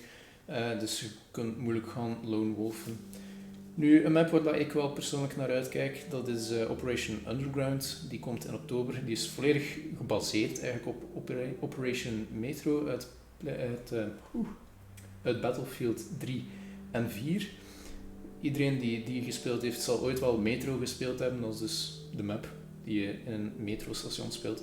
Het is een volledig nieuwe revisie, zeggen ze, met allemaal nieuwe routes en flankingroutes. En het ziet er helemaal anders uit. Logisch, want het is ook Wereldoorlog 2, niet modern. Het ziet er heel interessant uit. Ik kijk persoonlijk echt heel hard uit naar die nieuwe map.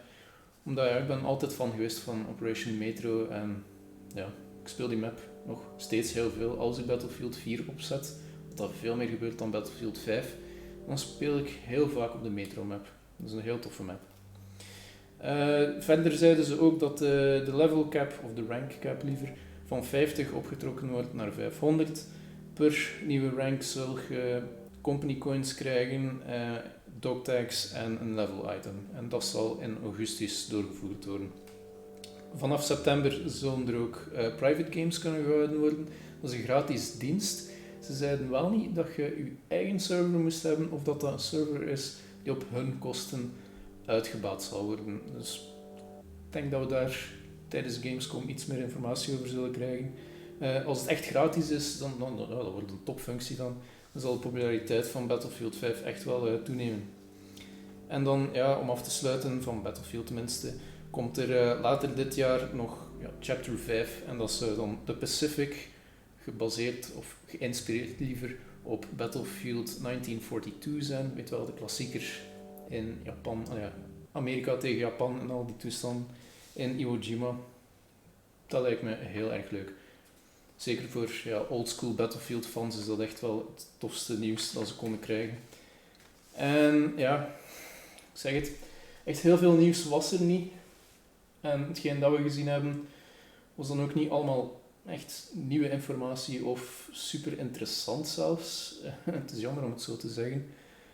Zelfs de demo van Star Wars Jedi Fallen Order, het zag er allemaal heel tof uit met referenties naar Star Wars Rogue One. Saw Gerrera, die in de films gespeeld werd door Forrest Whitaker, die maakte een verschijning in het spel. Dat was heel tof om te zien. En ook Kylo Ren, geïnspireerde krachten zoals de lasers van schoten die in het midden van de lucht tegengehouden kunnen worden door Cal. Door Cal, ja, het hoofdpersonage Cal dus. Dat leek mij ook wel heel tof, maar voor de rest, ik weet niet. Het zag er grafisch allemaal heel tof uit, maar toch een beetje onderwelmend. Vind ik persoonlijk. Zoals eigenlijk heel die presentatie van EA. Het was ja, heel weinig echt nieuws. Heel weinig echt heel interessant nieuws ook. Een beetje een teleurstelling om E3 zo te starten. Maar morgen kan het beter worden, denk ik dan. Hoop ik ook.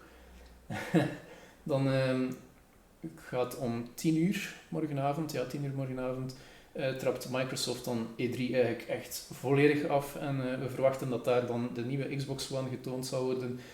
Heel waarschijnlijk gaan we daar ook meer zien over Cyberpunk 2077, waar ik persoonlijk ook heel erg naartoe kijk, misschien met deze figurine. Ik zou zeggen, bedankt voor het kijken en tot morgen. En dan gaan we gewoon nog eventjes eruit met een kleine teaser voor morgen. Bye!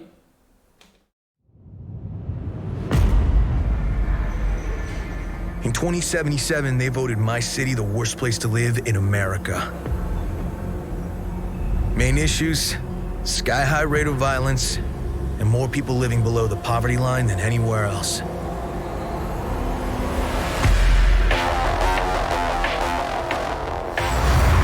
Can't deny it, it's all true. But everybody still wants to live here. This city's always got a promise for you.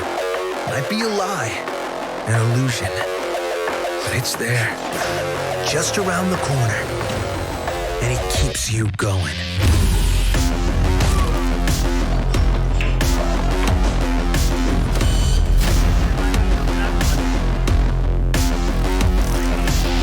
It's a city of dreams.